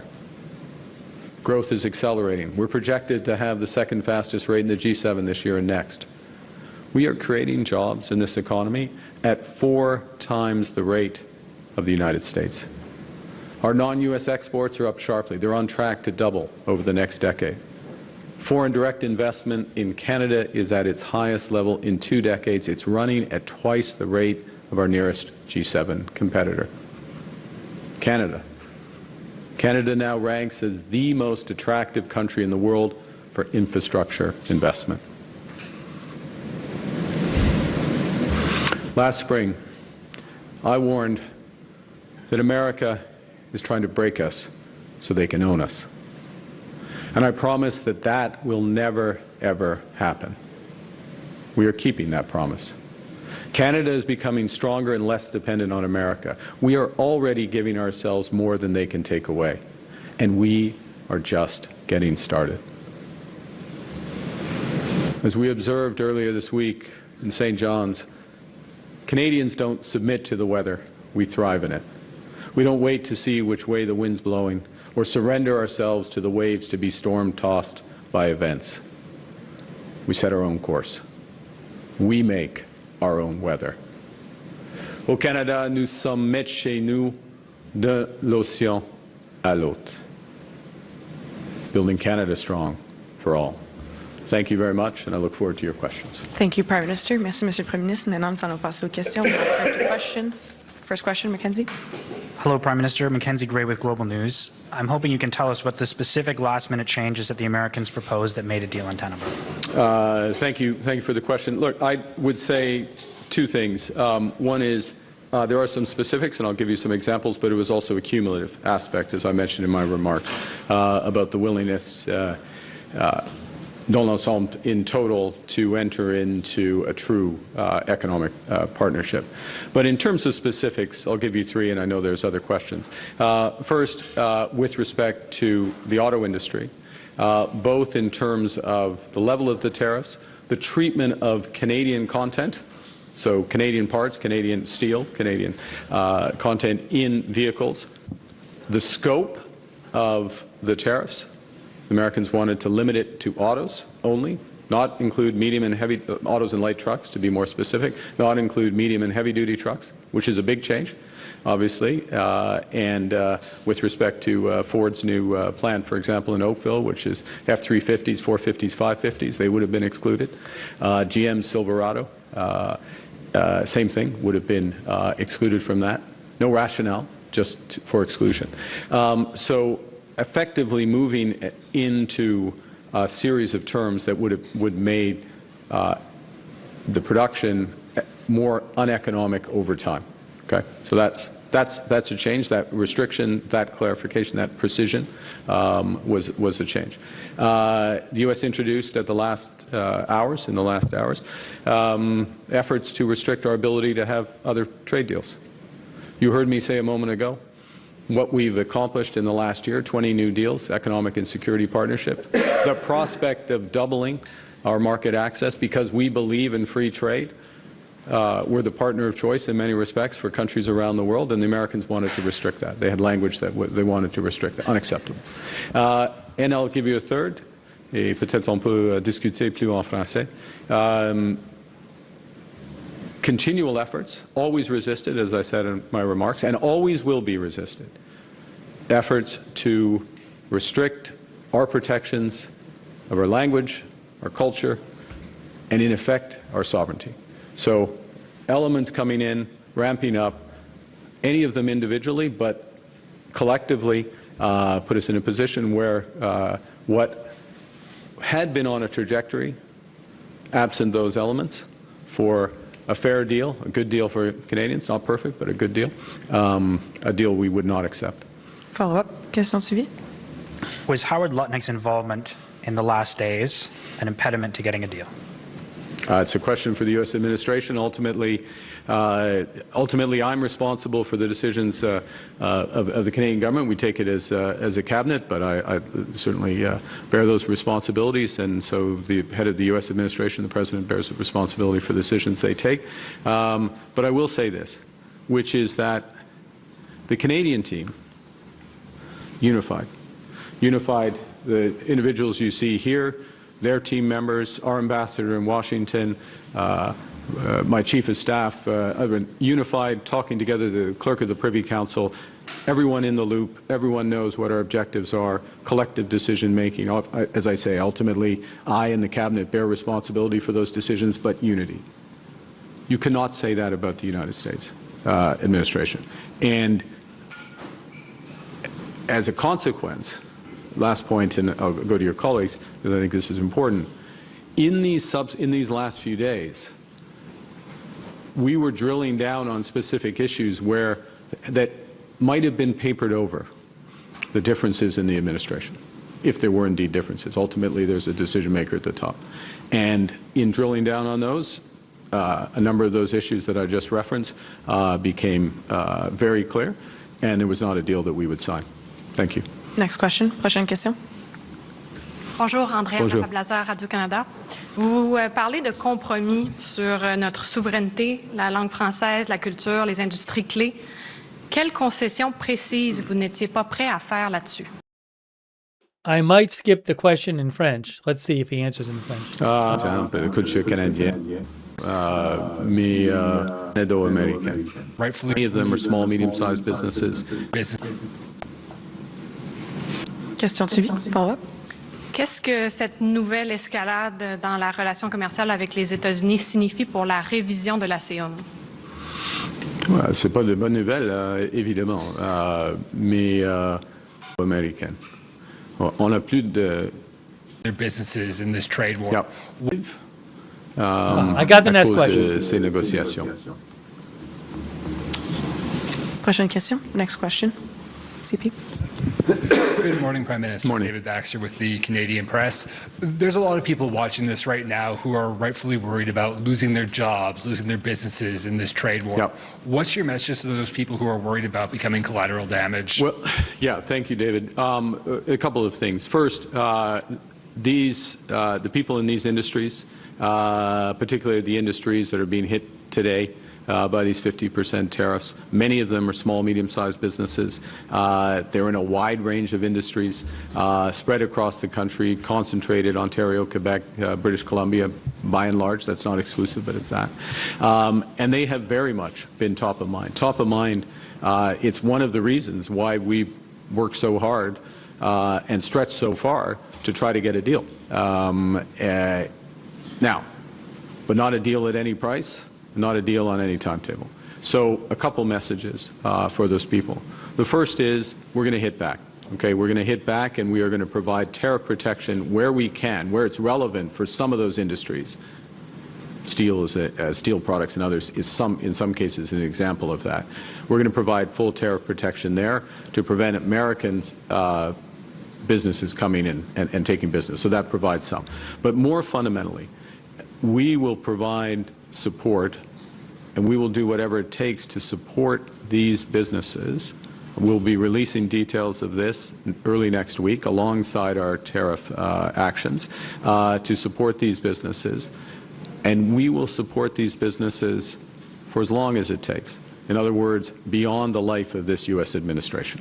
Okay, so there's various mechanisms that we've worked up. We'll give all the details in a few days, but think of working through our regional development agencies, also working through the Business Development Bank of Canada, and those will be the focal points for a limited number of easy-to-use but very effective programs that are going to help these businesses work through this period, pivot as necessary, because part of what we're seeing is what the potential future limits are to the American market.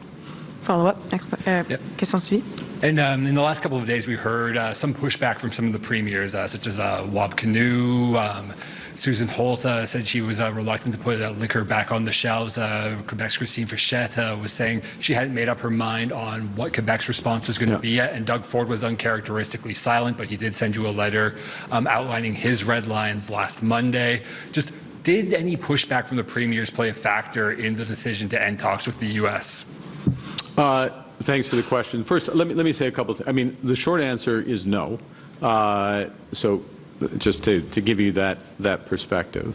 But, and this is an important but, the dialogue with the premiers in the last few days, over the course of the last 18 months, and the partnership that we've established with the premiers is crucial, fundamentally important. The essence of our first minister's discussion 2 days ago, we're going to have another one this afternoon, but the essence of our first minister's discussion 2 days ago was that it's our judgment, as we told Canadians, that we were on a path to a potential deal that would give Canada not just the best deal overall, but the best deal in all of our strategic sectors, that the price for that deal, in our judgment, was worth paying. We still had to come back to the premiers with the exact specifics, so it's entirely reasonable for Premier Fichette or a premier to say, well, I want to see everything before I make that determination. But that our judgment was going to be that it's going to be worth to take steps, a couple of steps that provinces needed to do in order to get the overall deal. I'll go back to Mr. Baxter's question, not least because of the potential impact that we will now be fighting against on these small, medium-sized businesses here. Okay, so that was the discussion. I would, as chair of that meeting, there was a consensus that that's what we would do, subject to finishing the negotiation. Now, they didn't have to make that determination Wednesday, I guess it was, when we spoke, yeah, because we hadn't finalized all the terms of the deal. We were still negotiating the deal. And as it turns out, as I've just described, that the Americans changed a number of those terms, introduced new elements, made it uneconomic. And so we're not asking the premiers to do anything today except work together to support our businesses and build the country strong. And I'll underscore that last point, which, and I said this on Monday in St. John's, for the future of the country, the Churchill Agreement, Quebec and Newfoundland and Labrador, supported by the federal government, that agreement and those initiatives are the most important initiatives for the future of our country. As important as trade is with the U.S. and as dramatic as the issues are and the response that we have to give in certain industries, what we're doing ourselves, premiers, the federal government, truly Canadians, is far, far more important. It dominates. Thank you. Next question. Prochaine question. Good morning, Prime Minister. Mike Blanchfield, Politico Canada. You've outlined a few things that the Americans asked for that were unacceptable to Canada. Did they ask about critical minerals, given that their importance, their requirement for it, and how did that play out and what happened at the last? Well, thank you for the question. Look, the critical minerals, other aspects of energy, but let's focus in on your question, critical minerals. There is a real opportunity for cooperation between Canada and the United States in critical minerals. Just as there is cooperation between Canada and other G7 countries, like-minded countries, on critical minerals. We are demonstrating that cooperation right now. Over the course of the last 12 months, we've signed 50 deals, or it's on the order of $50 billion worth of transactions in critical minerals, stockpiling other forms. And having the U.S. as part of that process and merging some of the processes that the U.S. have, they have a tariff initiative that they've worked on. We have the G7 action plan, which we launched in Kananaskis. Bringing those together makes sense, good opportunity, kind of thing you do as part of a trade deal. One of the reasons to do a trade deal with Canada. So yes, makes sense. Now, in the context of the U.S. putting 50% tariffs on a bunch of our business, trying to influence our cultural support and language protections, not agreeing to sensible economic terms for our core industry in autos, we've got a lot of demand for critical minerals, so there's less opportunity to cooperate with the United States. That is something that is a missed opportunity as a consequence of what's happened. But we didn't cause it to happen. Did they ask for exclusive access to our critical minerals? We would never give exclusive access. And did Canada do anything at the last minute that could have triggered this? Did you make any asks or offers? No, no. There's a short answer. From our perspective, we clarified what was on offer, and we're continually disappointed by the answers. Next question. Prochaine question. Good morning, Greg Quinn, Market News. Your midnight statement mentioned part of the breakdown was the reliability of any deal. What do you say to other global business and what do you say to other business and government leaders around the world who can wonder if the U.S. can be trusted from here? If Donald Trump can't execute the art of the deal with friendly Canada, who can he do business with? Yeah, I mean, if you execute a deal, you have to stand by that deal. And Canada stands by our agreements. We've stood by we're only responding in the context of a series of unjustified tariffs that have been put in place, unjustified under we have a deal with the Americans. That's the thing. We have a deal with the Americans. It's called CUSMA. We have side letters that clarify behavior in steel, in aluminum, in autos. All of those are being violated day in, day out. They act as if, we have a deal. Okay, what message does that send?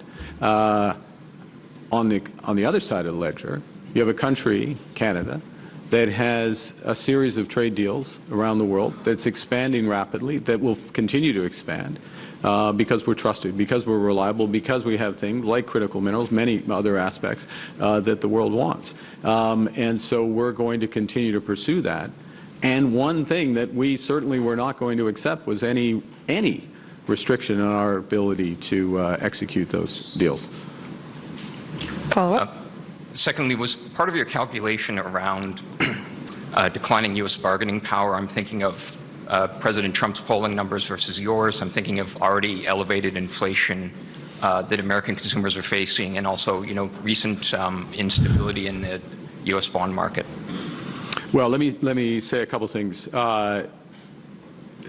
No, in terms what we're focused on, as you know, is building Canada strong. It's putting Canada in a better position for Canadians, for all Canadians. Now, it happens to be the case that we are stronger and we're in a better position than we were 18 months ago, because we've recognized right from the start that we needed to focus on building at home, we needed to diversify abroad. Both of those have longer payoffs, but we're already starting to see some of the benefits of that. We recognized, and credit to the Minister of Finance, we recognized right from the start that we need to continue to maintain the strongest fiscal position in the G7, so that our borrowing, and we will borrow, but borrowing for investment, not for operating expenses, and that shift in borrowing there. And let me make this point, because the last part of your question, you know this well, that we are entering a phase where fiscal strength, discipline, focus is going to be very important. It's going to be scrutinized. I mean, it doesn't, I will say to Canadians at home, like as someone who's been in and around financial markets for a long period of time, what I'm about to say doesn't make sense, but it's the way the world works, is that markets sometimes ignore these fundamentals, and then all of a sudden they focus on them. And when they focus on them, if you don't have your house in order, it's too late. We have our house in order, and we're getting stronger. So. Next question. Hi, Prime Minister. Tom Parry with CBC. Can you talk more about what the United States was demanding Canada do with its other trading partners? Were they asking us to impose tariffs on other countries in conjunction with them? Tom, there were elements of that, and in certain sectors. And to be clear, there were elements where we would see the merit of that as part of a comprehensive deal that made sense for Canada. So if you have an integrated auto market and you want to have an integrated steel market, for example, related aluminum market, then and you have concerns, as we do, as the Americans do, about non-market economies, about transshipment of steel, for an example, through third countries, etc., then it makes sense to align and I would say that, again, within a comprehensive deal, we'd be prepared to do that. But that's us deciding to do something that is in our joint interests, as opposed to being told to do something or being restricted from doing something else. Now, the second point is there are a series of steel and aluminum related. By the way, if you do that, though, you should have an integrated market. In other words, the tariff level that you apply from Canada into the United States, because America wants to tariff everybody on everything, but the tariff level you apply should be clearly the lowest. It shouldn't be the same as other people. It should clearly be the lowest because you have this added market protection. That's part of the negotiation. We weren't satisfied. Ultimately, we're on steel, aluminum, and related products, so-called derivative products. Think HVAC systems, nuts and bolts, anything that's Bombardier products, Bombardier recreational products. There wasn't enough movement. Then there's a separate issue, and I'll just stop with a sentence here, which was language which suggested restrictions in terms of our ability to execute trade deals, which would always be unacceptable to this government. Follow-up. What do you think their goal was there? What were they trying to do? And if I could just, a second part, what were they asking on culture? You can ask the first, not double follow-up. Since you asked, could you ask? I'm going to say no, you can't ask 3 questions. Look, sorry, now I've forgotten the first part of your question. What was it in trying to get us gain more control over our trade policy? Oh, why are they trying to do it? It's a power play. It's a power play, and becomes a question of sovereignty. Look, let's take a big step back. Big step back, and this is what is unfortunate about the situation we're in. We're here for the right reason, but it's unfortunate. Canada and America and our G7 partners, we think about a lot of issues the same way. We're concerned about excess capacity in non-market economies. We care deeply about forced labor, child labor. We want it, and I'll take that second example, where absolutely, do we want to cooperate? Do we want to share information? We want to align our approaches and our implementation of those approaches, and was that potentially part of this deal? Absolutely. There's a host of other things where absolutely we want to work together, but when it moves into restrictions and using Canada effectively as more leverage for America, clearly, Canadians wouldn't accept that. We're a proud, independent country. We've got the right values. We'll make our decisions about who we want to trade with and how, and including on how we work with the United States and other partners. Thank you. Il y a un seul follow-up. We'll have time for one last question. Oui. Dernière question, Chris. Oui. Good morning, Prime Minister. Chris Bernardi from the National Post. The government to date seems, at least publicly, to have been very reluctant to wield critical minerals and energy as a weapon as part of this trade war. Is that going to change now? Are those on the table? We have a range of other options to protect our industry. First and foremost, what are we looking to do with our counter tariffs it's to protect industries that are disadvantaged by the American trade action. So we start with that. And then we think about matching in ways that have the least negative impact on Canadians. We don't like doing these, but in this environment, it makes sense. One of the things that's happening, I'm going to answer your question this way. One of the things that has happened over the course of the last 12, 18 months is that we have considerably ramped up development of critical minerals.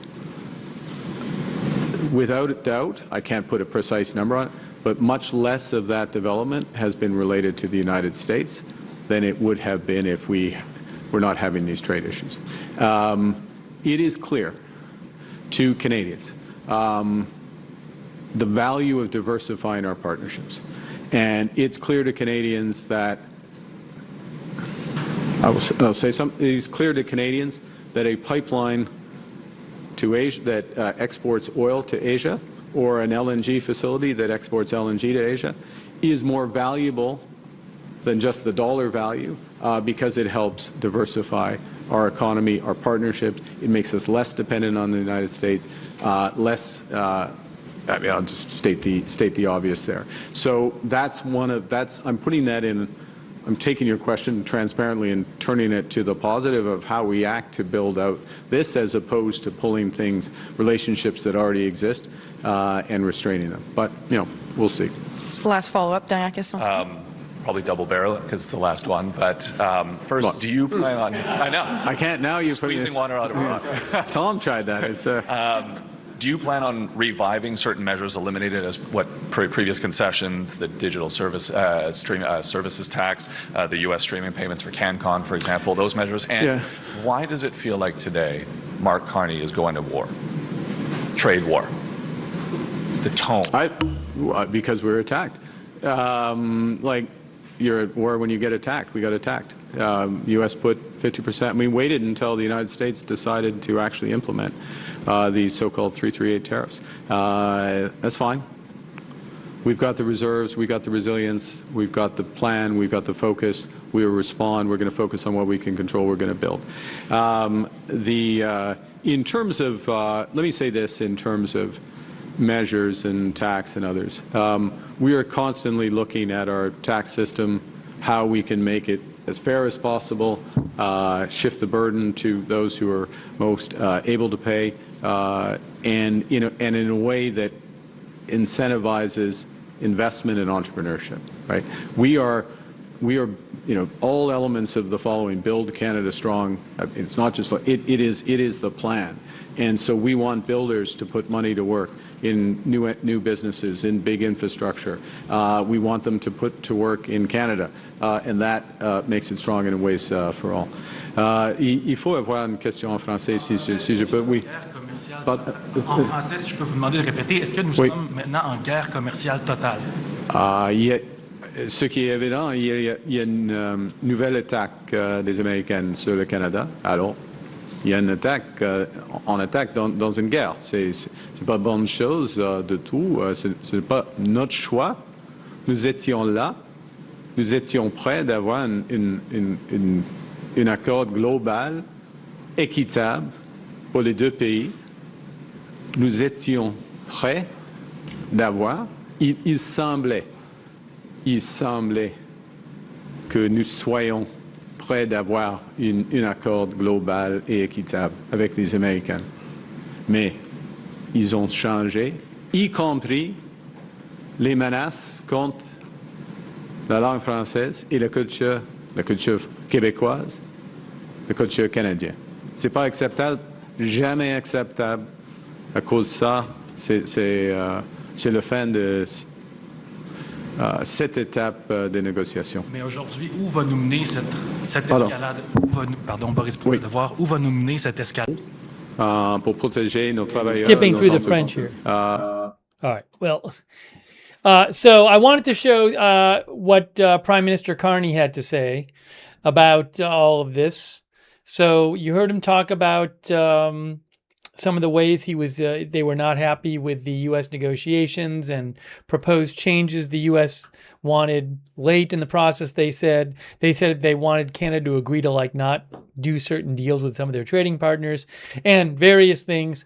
He said at the end, he said they were attacked, and this is a war in the sense that they were attacked. And again, planning on September 8th to impose dollar for dollar tariffs on the U.S. in response to the U.S. new tariffs. As you can see from this headline right here. Hold on, let me pull up this headline. I want to take some comments from you guys. Canada to impose retaliatory tariffs on U.S. steel, electronics, other products, Carney says. Let's take some comments from you guys, though.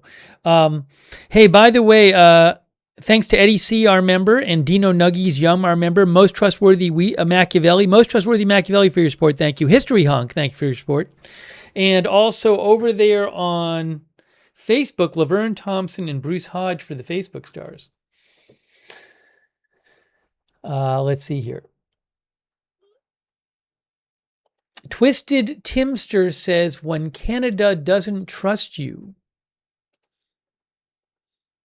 what a state the U.S. is in. Is that what Twisted Timster said? When Canada doesn't trust you, what a sad state the U.S. is in.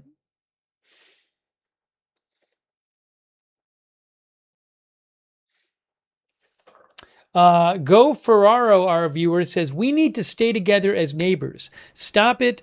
Politicians are the only ones that gain, and use all of us. Bent Bamboo says, as soon as Trump got in office, he was talking about annexing Canada. BMX Kane says, America buys a lot of stuff from Canada. Trav Rake says, don't blame this on Trump. This is what America wants. David Carshan thought Prime Minister Carney was professional and easy to understand. The Sun Beta says, good job, Trump. Let's put them on their knees. Show Canada who's boss. Matt thinks Americans are going to starve next year without the fertilizer they need from Canada. Then Matt says, America is so obese it might actually be good for them. Wow, Matt.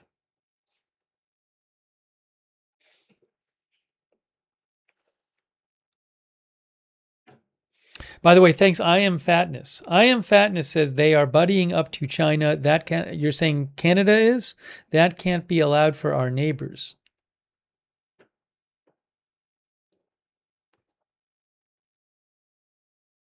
Little summary here if you joined late. Reuters says Prime Minister Carney said today that Canada would impose tariffs starting September 8th on imports of U.S. steel, electronics, and other products in retaliation for President Trump's new 50% tariffs on some Canadian goods that took effect at midnight. After days of intense negotiations, the two countries did not reach a trade deal late Friday, worsening a delicate relationship between the longtime trade partners and allies and complicating the future of the Continental Free Trade Pact known as the U.S.-Mexico-Canada Agreement. Trump's new tariffs hit sectors including wine, furniture, dairy products, cement, clothing, fishing rods, and hockey equipment, and covers some $20 billion of Canadian exports to the U.S.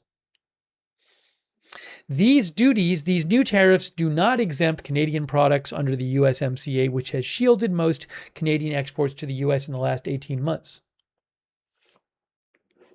Prime Minister Carney of Canada is one of the few global leaders to retaliate against U.S. tariffs and has pledged to forge new trade and military alliances, despite Canada's dependence on the U.S. for nearly 70% of its exports. Canada will impose tariffs on U.S. steel, dairy, appliances, agricultural equipment, pulp and paper, and electronics, along with some products the U.S. previously targeted in Canada, Carney said today. Carney said that the U.S. administration's last-minute deals halted progress. U.S. Trade Representative Jameson Greer told Fox News today no new talks are planned with Canada. He said they've always had the best deal and they would still have an even better deal, but they didn't want that. Now, no comment from President Trump yet. The White House has not released a comment. The White House, the U.S. Commerce Secretary's office, and the U.S. Trade Representative's office did not immediately respond to requests for comments. The new U.S. tariffs cover about 5% of Canada's exports to the U.S.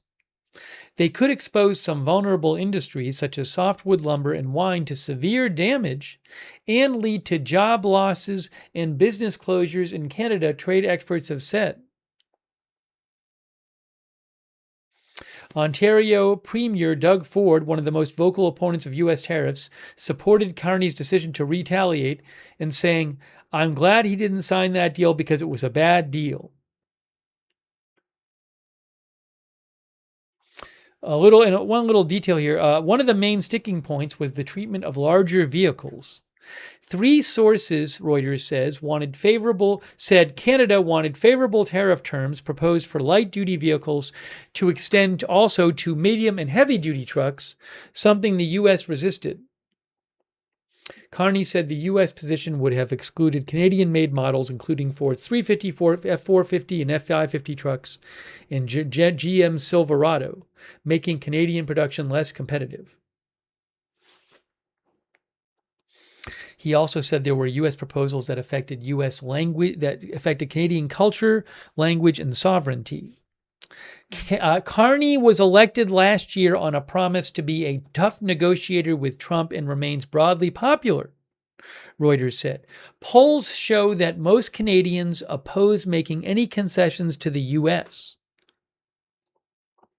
We did a poll earlier where most of you guys thought that there would not be a new deal by September 8th, and that which would mean that Canada's new tariffs on the U.S. would take effect.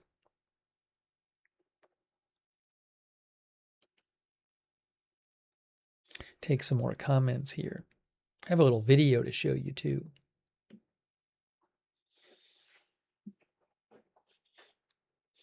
Rolf Robertson says, "Why are we doing this to our little brother?"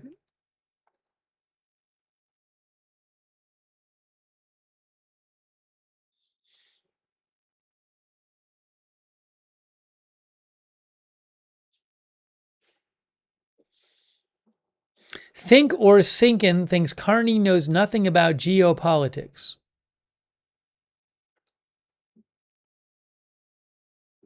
Carl Feathers thinks Trump tore up the deal he negotiated in his first term after he ripped up NAFTA. Morgana says no deals with Trump.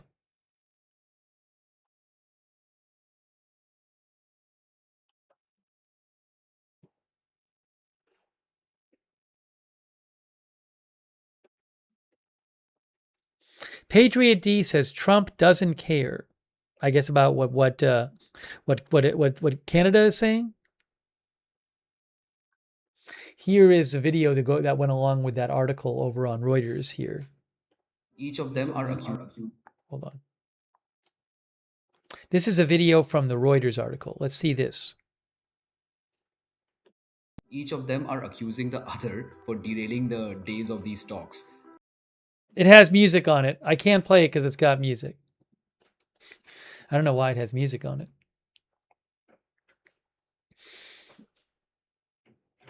But I just checked Truth Social. There's still no comment from President Trump. So I'm waiting to see what he says.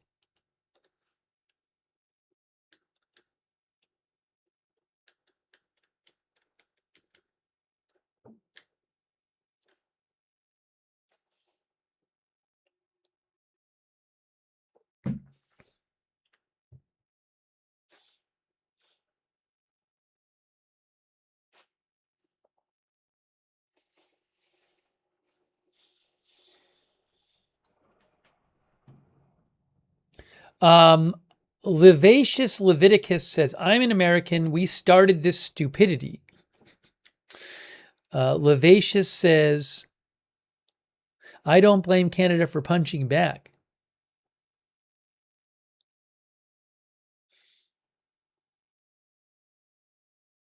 Jay James says every nation that has matched U.S. tariffs has gotten another increase. I'm expecting a 100% announcement, to be honest.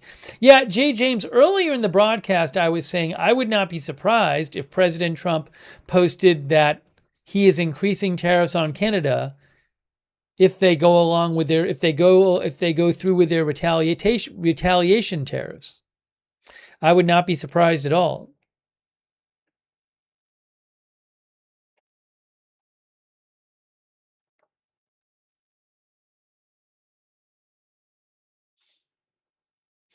Rodney Ramsey thinks Canada is full of easily triggered, weak-minded individuals?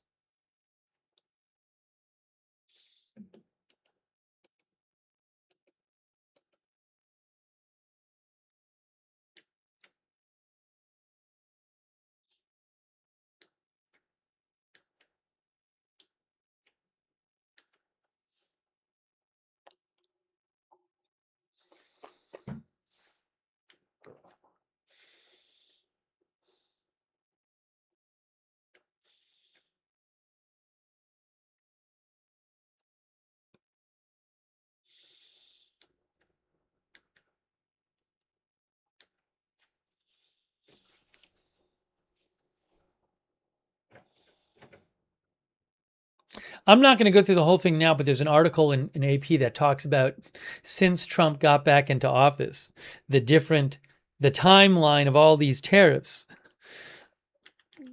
It says, over the course of Trump's second term in office, Trump has threatened Canada's economy and sovereignty with steep new import taxes on its goods. He's gone as far as suggesting that his northern neighbor could be the 51st state.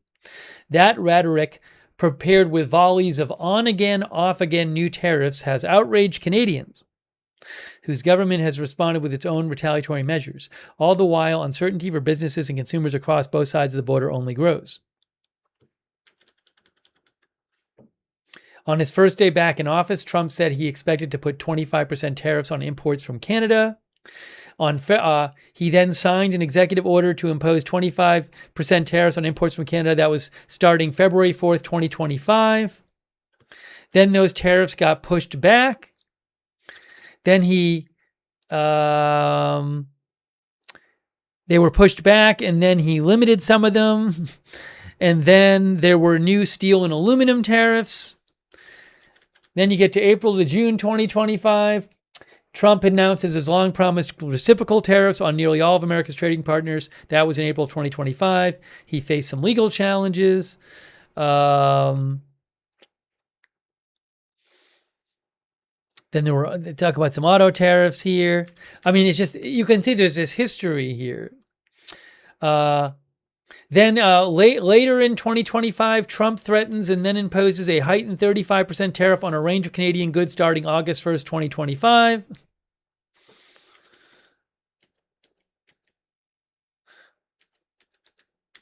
In February, the Supreme Court ruled against a lot of Trump's tariffs.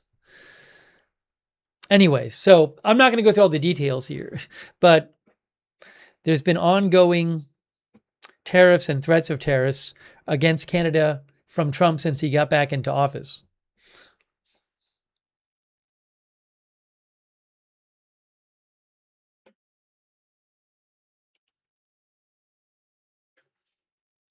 Dan Lampkin said, please mention how Rob Ford said Trump would steal your lunch money on day one of school.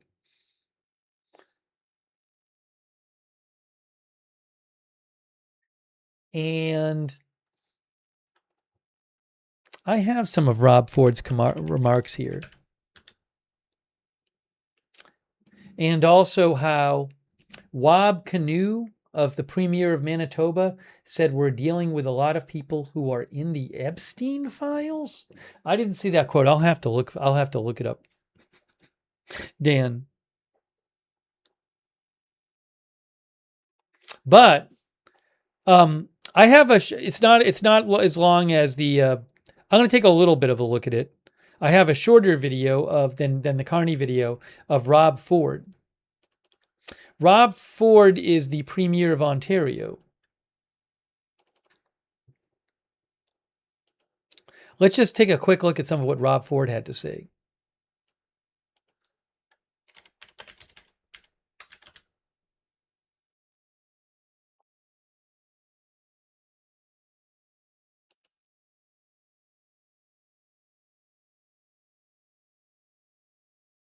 Wait, I might be wrong about. Wait, hold on a second here.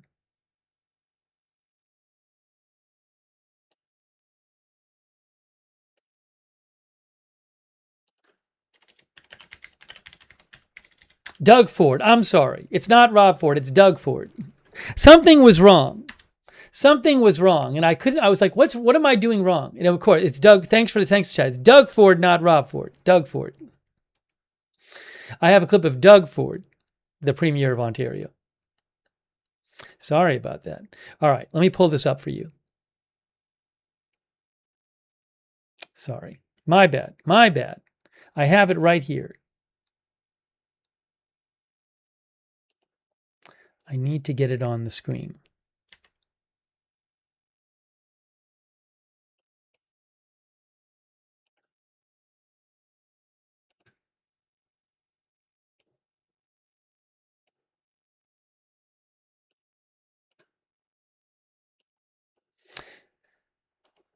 This was earlier today.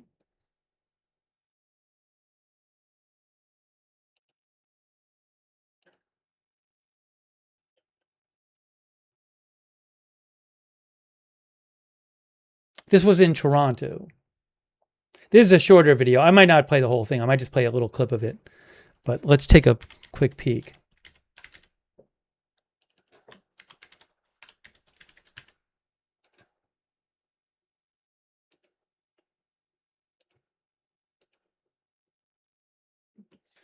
All right, there's Doug Ford. Quick peek. See a little bit what he had to say about this. With the Prime Minister all day yesterday, right up to probably quarter to 12, 11:45 when he called me to tell me the news. And I've always said we need to fight these tariffs, tariff to tariff, dollar to dollar. And I'm glad he didn't sign that deal because it was a bad deal. It was a bad deal for Ontario. It was a bad deal for the auto sector, the steel sector, and manufacturing sector. And we never started this fight, but I can assure you, we're going to win this fight. We're going to be a United Team Canada. We're going to use every single tool we have here in Ontario, and hopefully the rest of the premiers feel the same way. We have to use every tool in our toolbox to make sure, as Donald Trump is trying to inflict pain on every Canadian, that we inflict pain right back until he realizes that we're his #1 customer in the world. And yes, they're our #1 customer. But we have to make sure that we look at every single asset that we have, no matter if it's the critical minerals or if it's a steel or if it's a nickel, anything that we have here in Ontario, everything's on the table. Yeah, I have the volume is a little lower on this. Please turn it up on your end. I have the volume boosted way up. It's just a little low on the it's a little low on the video. I can't, but I have it boosted as much as I can. I have everything on blast. So please turn it up on your end. How much pain do you think Ontario is willing to take? Because it will be painful, as you said. Yeah, it will be painful, but we have a strong, vibrant, diversified economy. We're diversifying around the world. And I think the job numbers speak for itself. Last month, the federal government put out the job numbers. 70,000 jobs, 52,000 were here in Ontario over 4 months. Over 120,000 jobs. These are during uncertain times. You can't get these jobs even in certain times. Our plan is working. When I say our plan is working working with the federal government, with the 444 municipalities. We've seen over $236 billion of investment, and every single day, new investment is coming to Ontario. It's coming to Ontario because we've created the climate with reducing taxes by $12 billion each and every year. We've cut red tape by $1.3 billion. And our #1 selling feature, we have the brightest, smartest people anywhere in the entire world. We will compete against anyone, but I can assure you, we're going to continue creating more jobs. We're going to continue putting money into pockets of hardworking people and businesses. We've cut taxes by 32% on small businesses, but we're going to be there to support every community, every job right across our province. Canada, you said people is going to have to use every I'm sorry, you're next. box, right? Yes. What tools specifically will you Well, I will, yeah, so I will be in the meeting this afternoon. I think it's shortly after 1 o'clock, to be able to speak to the other premiers along with the Prime Minister.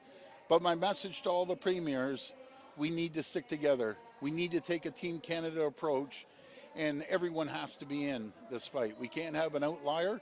We need a group of all premiers across the country to fight like they've never fought before. Premier, there are thousands of people in this province who are waking up this morning and are worried about losing their jobs imminently. What do you say to those auto workers, the steel workers, the lumber, people who don't know where their next paycheck's going to come from? Well, I can assure those workers we're going to be there for them. We're going to be there to support our steel workers and our auto sectors, and that was the conversation all day yesterday and late last night with the Prime Minister. We need to support these sectors. We have to make sure that they're viable, not for the short term, but for the long term. And I am confident after speaking to CEOs of the auto sector, auto part manufacturers, Unifor, the unions, and the steel CEOs. And I just want to give a shout out, it's been incredible, Ron Bedard, from the CEO of DeFasco, the largest steel manufacturer in the country, that he's there. We're going to be there on Monday with other steel CEOs to tell them that we have their backs. We're going to support the workers. They're going to continue having great paying jobs. We are in a strong position, and we're going to continue bringing more jobs. We're going to have investors from around the world in 3 weeks here with $100 trillion of assets. Why are they picking Ontario? Because this is the greatest area, greatest jurisdiction anywhere in the entire world. I'm just going to forward through, see if he has any more specific comments about the U.S. They could last for years and years and go into decades. And I wasn't prepared to put, steel workers and auto workers and look at that employ hundreds of thousands of people. When it comes to critical minerals, we have everything here in Ontario to continue thriving and prospering. We're going to be investing over $200 billion in building out our... All right, I didn't want to play the whole thing. Just wanted to see for a second here. We have everything we need to make sure that we...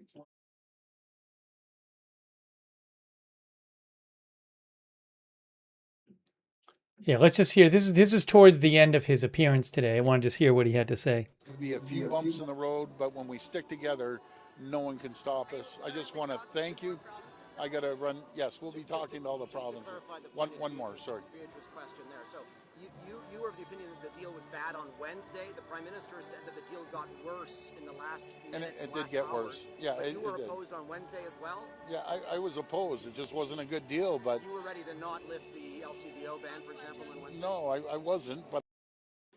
There's music on this. We're not hearing him that well, so I'm not going to play the end of it, but you get the basic idea of what he was saying.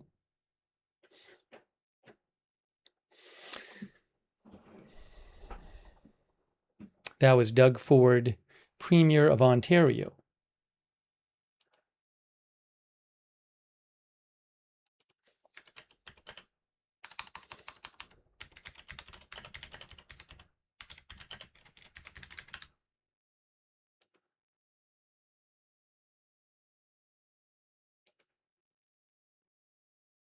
Hang on a moment.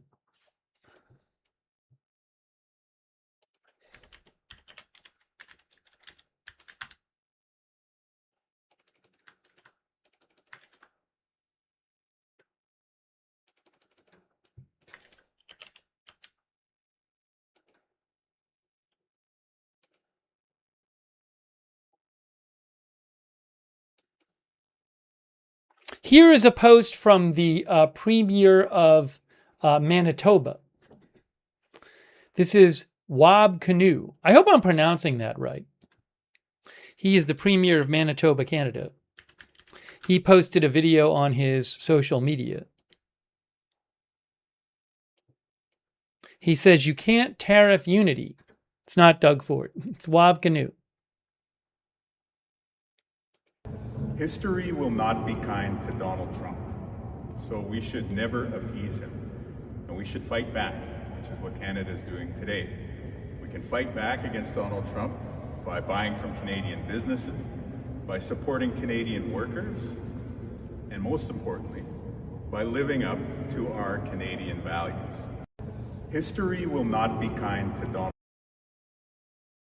Okay.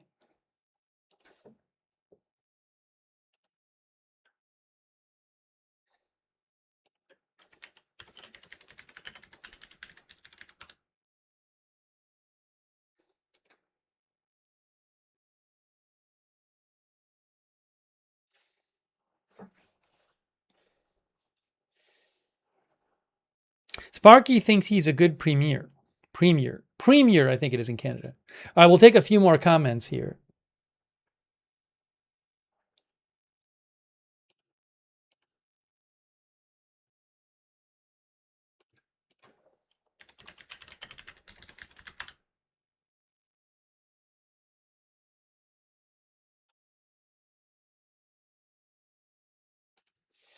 Give me one sec here. I'm just getting a little organized.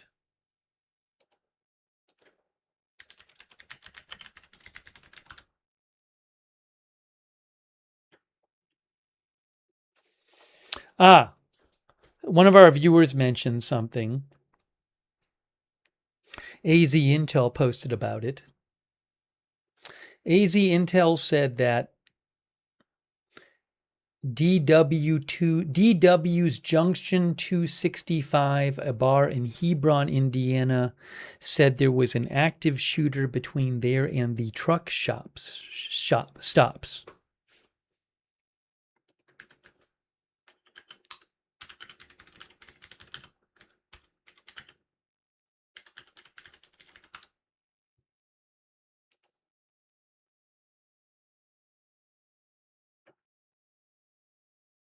Did they take down the post? I'm looking at their post right now. I'm looking at their Facebook and it's not there. I wonder if they took it down. Anyways, I'll post a link in the chat that AZ Intel posted that, where it was I guess it says live music venue on Facebook.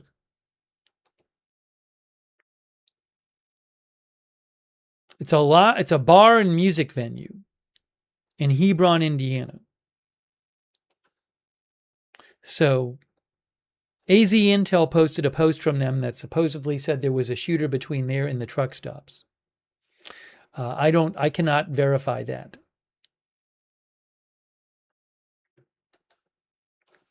I'll have to keep an eye on it.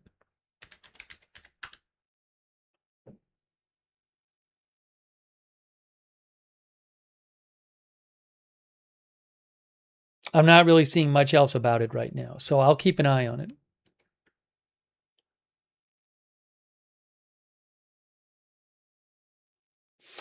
Jonathan After Dark wrote in and said, "We are the crazy club underneath Canada with loud music playing." Jason Santoro said, "Didn't the Supreme Court make all tariffs illegal?" No.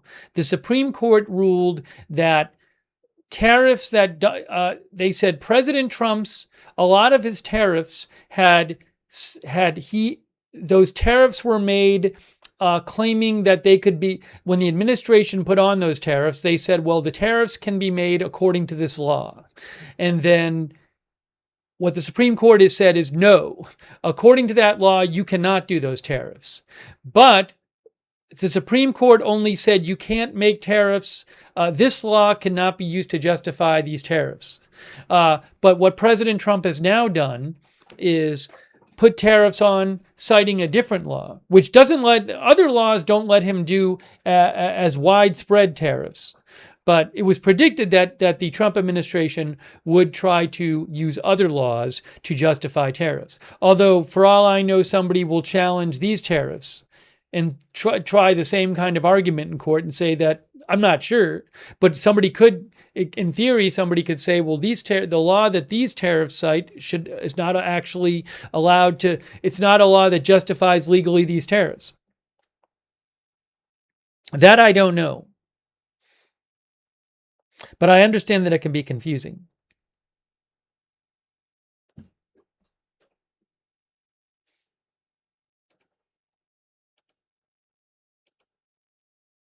Hey, thanks, Darth Taters. Darth has been a member of Darth Taters for over 60 months. Thank you, Darth Taters. It's very nice of you. And also Stephen Craig, our new member. Old English Bulldog, who says, Canada has high tariffs on us, though I'm confused. Thank you, Old English Bulldog, for your support.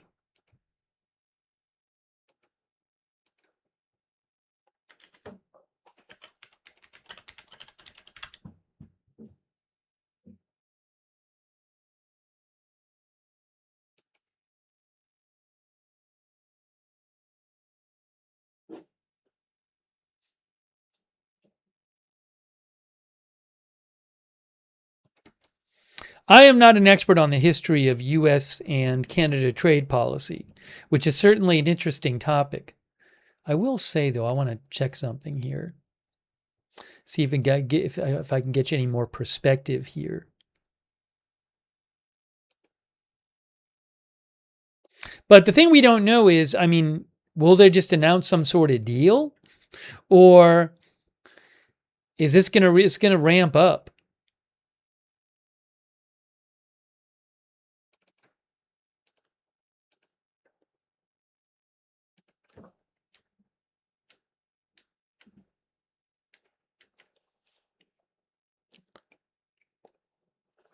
Here's a little from the Washington Post article today. It says the new tariffs apply to just 5% of the $382 billion in Canadian goods that the U.S. imported last year and are unlikely to have a significant effect on American consumers, economists said.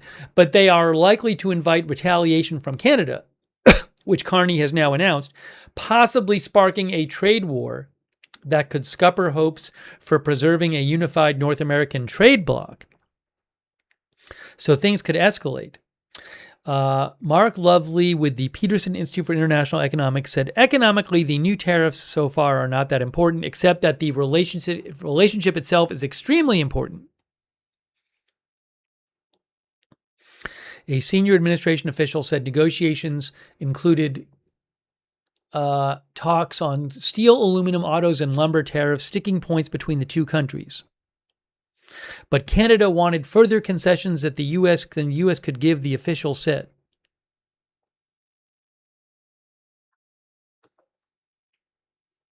Yeah, and this is what I was saying before.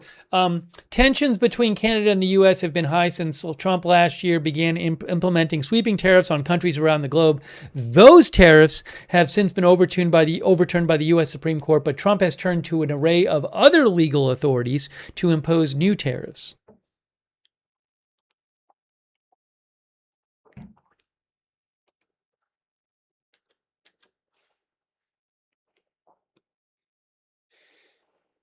Last month, after wildfires in Ontario sent thick smoke pouring into the U.S., Trump threatened to punish Canada with new tariffs.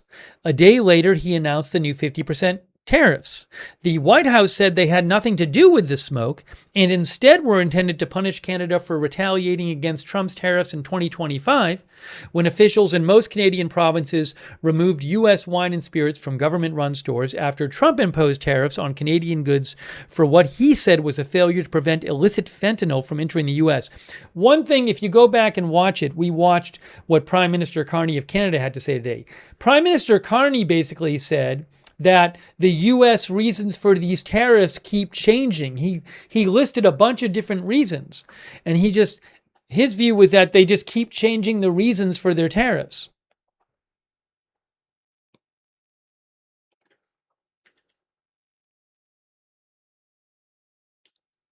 The U.S. and Canada rely on each other across industries, and many experts point out that a tariff war between the countries could eventually weaken both economies. The auto industry is particularly intertwined. Cars are often sent between the U.S., Canada, and Mexico during the building process, says the Washington Post. Tariffs may look tough politically, but in an integrated North American economy, they amount to economic self-harm, said Andrea Schotter of Ivey Business School. Canada and the U.S. do not merely sell products to one another, they make products together.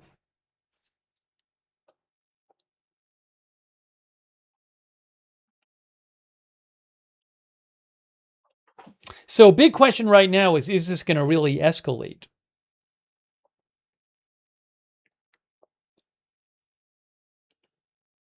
I don't have a good answer for you.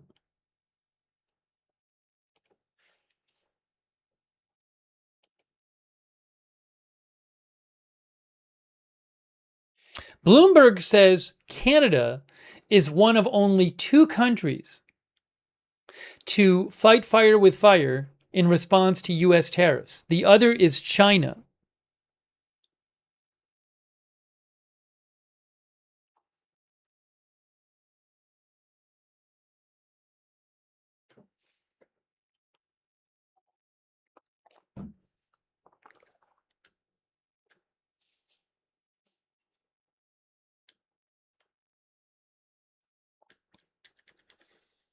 They point out how Prime Minister Carney is taking an economic and political gamble by fighting back.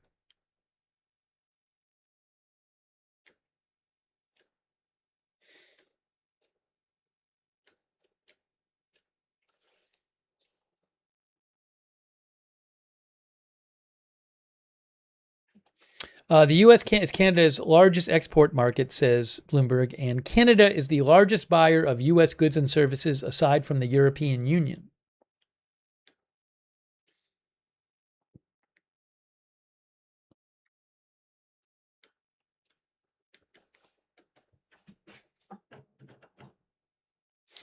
Chris N. says everything is fine with fire emojis.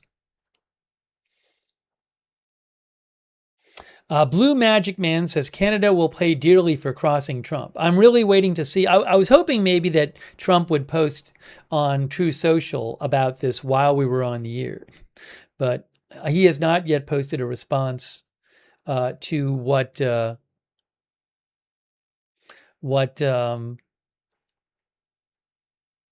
Prime Minister Carney said today.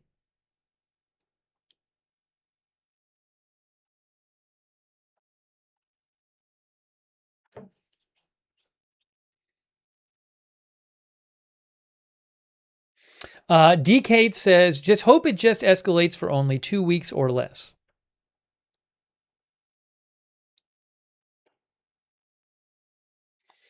Choo Choo Choo says, the Yanks in this chat are horrible.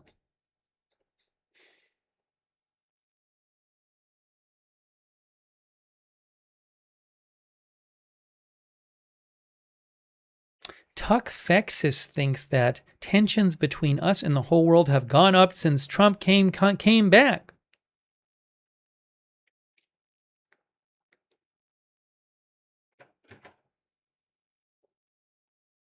We'll have to see where all this goes. I think we're getting close to that time. I think we've done what we came to do. I wanted to come on and talk. So let me just see if I have some more messages here. Give me a quick moment here. I think we're getting close.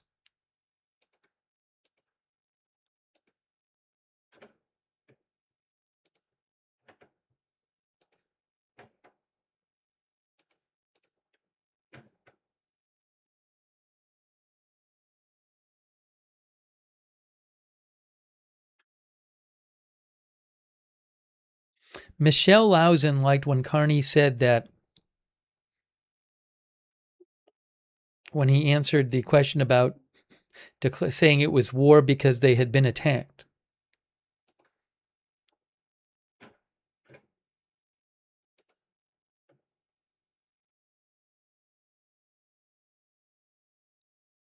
Yeah, Warren sent me, thanks, Warren Harris sent me some, I'd have to go check these, but some claims about where different states getting a bunch of energy from Canada. Now, at this point, I'm not hearing the Canadian government talking about cutting off energy. That would be like a serious move.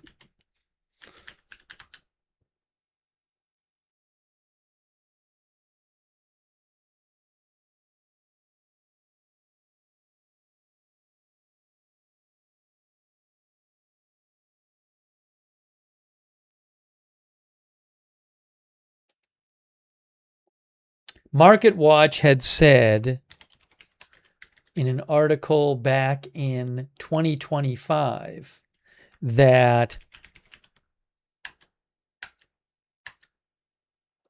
Michigan, Minnesota, and New York rely on Ontario for some of their electricity.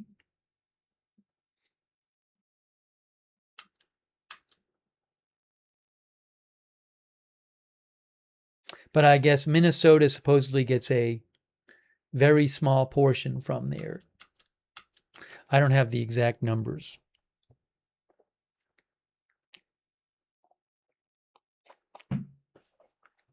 Thanks, Warren Harris, for writing in. I don't know at the moment. I'm not going to do a whole research thing on it now, so I don't know about other states. Justin Woodward says, after all this time, the Gordie Howe Bridge finally opens on the Detroit-Windsor border, only to be welcomed by a new trade war.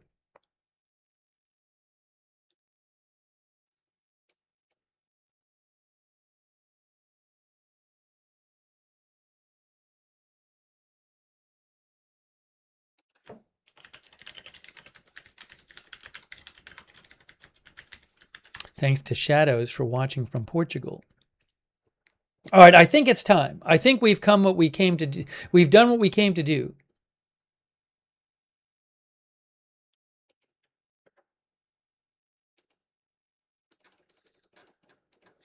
So I appreciate everybody being here for this stream.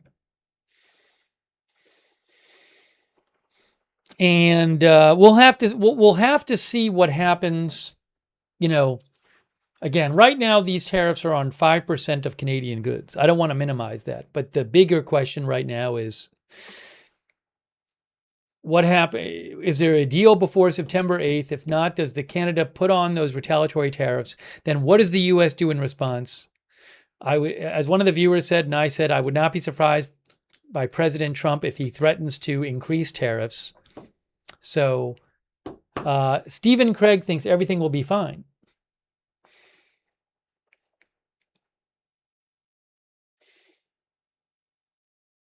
D. Hayes thinks talks always break down with this administration.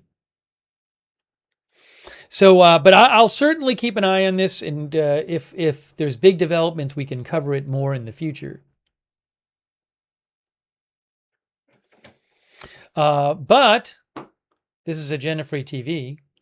We cover all kinds of live breaking news without an agenda. So if you want, subscribe, follow the channel, Agenda Free TV. Also, I'd suggest turn the notifications on because big news can happen at any time, and I never know in advance when we're going to jump on the air. So if you want to get notified for free before we go live every time, we'll sign up to our free notifications.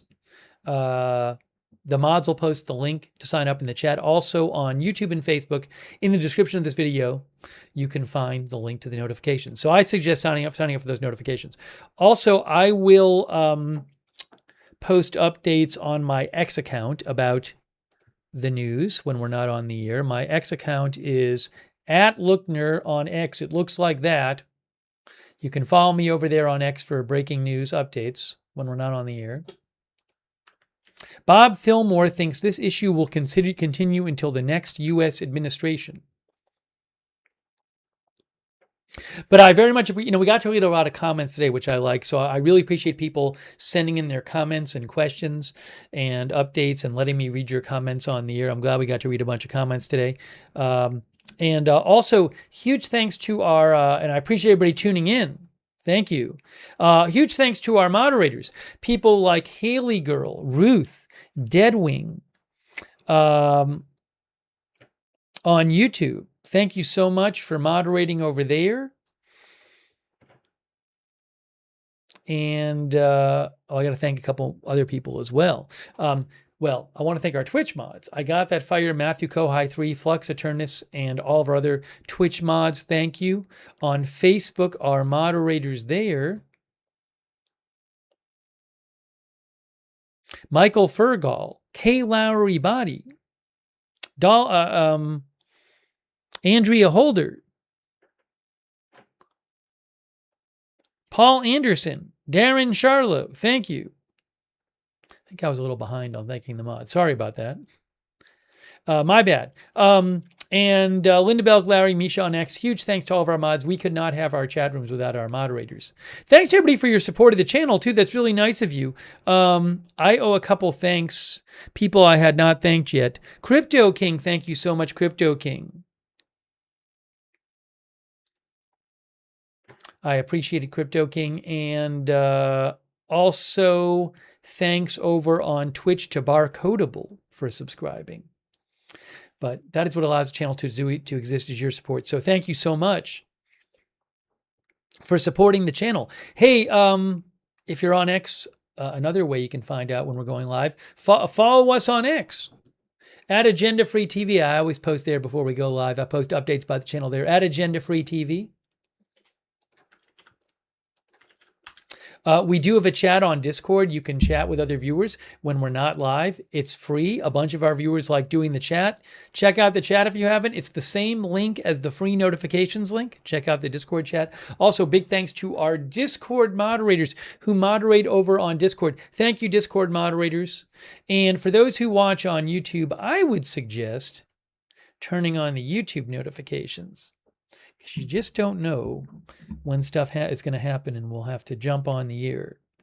To subscribe, to get the notifications on YouTube, you need to subscribe to the channel, then click on the bell and choose all notifications. If you're already subscribed, click on the bell and choose all notifications.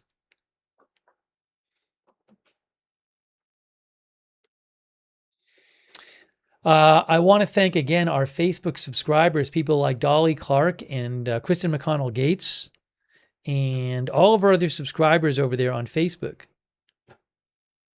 Thanks for subscribing and supporting the channel. Our Twitch subscribers, Kindra Fox, Simp Nasty Scrimp, Flux Eternus, Seed Music,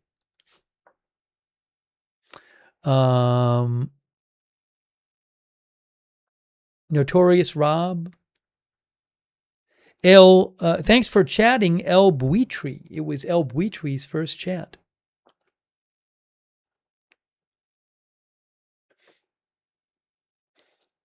Oh, Notorious Rob, thanks for watching. Simp Nasty, Seed Music. K the Mac, thanks for subscribing. My Mind Spray.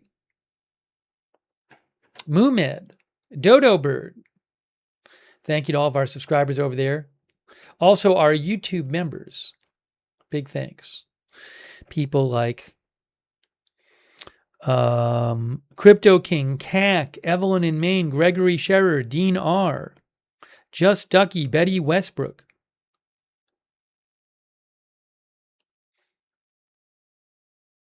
Cogito. Gregory Scherer, the Bearded Texan. Thank you for watching. Lori Durstein, thanks for being members. Thanks, Jasper, for watching.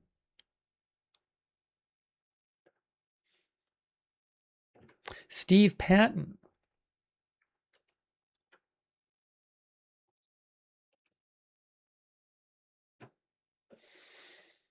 All right, we are wrapping this up. We're wrapping this up. John Simonetta, thanks for watching. Mike Culver, thanks for watching.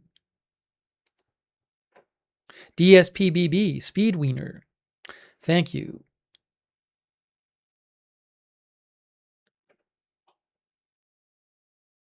I Wastery. Tuck F, thanks for watching. All right, we're wrapping this up. So again, thanks for joining us. Booger Cat, thanks for watching too. Thank you so much for joining us. We will do more live coverage as news breaks about various stories. Thanks, Bob Fillmore, too. All right, that's it for now. Thanks, mods. Thank you for watching. We'll see you soon with more live breaking news coverage right here at Agenda Free TV.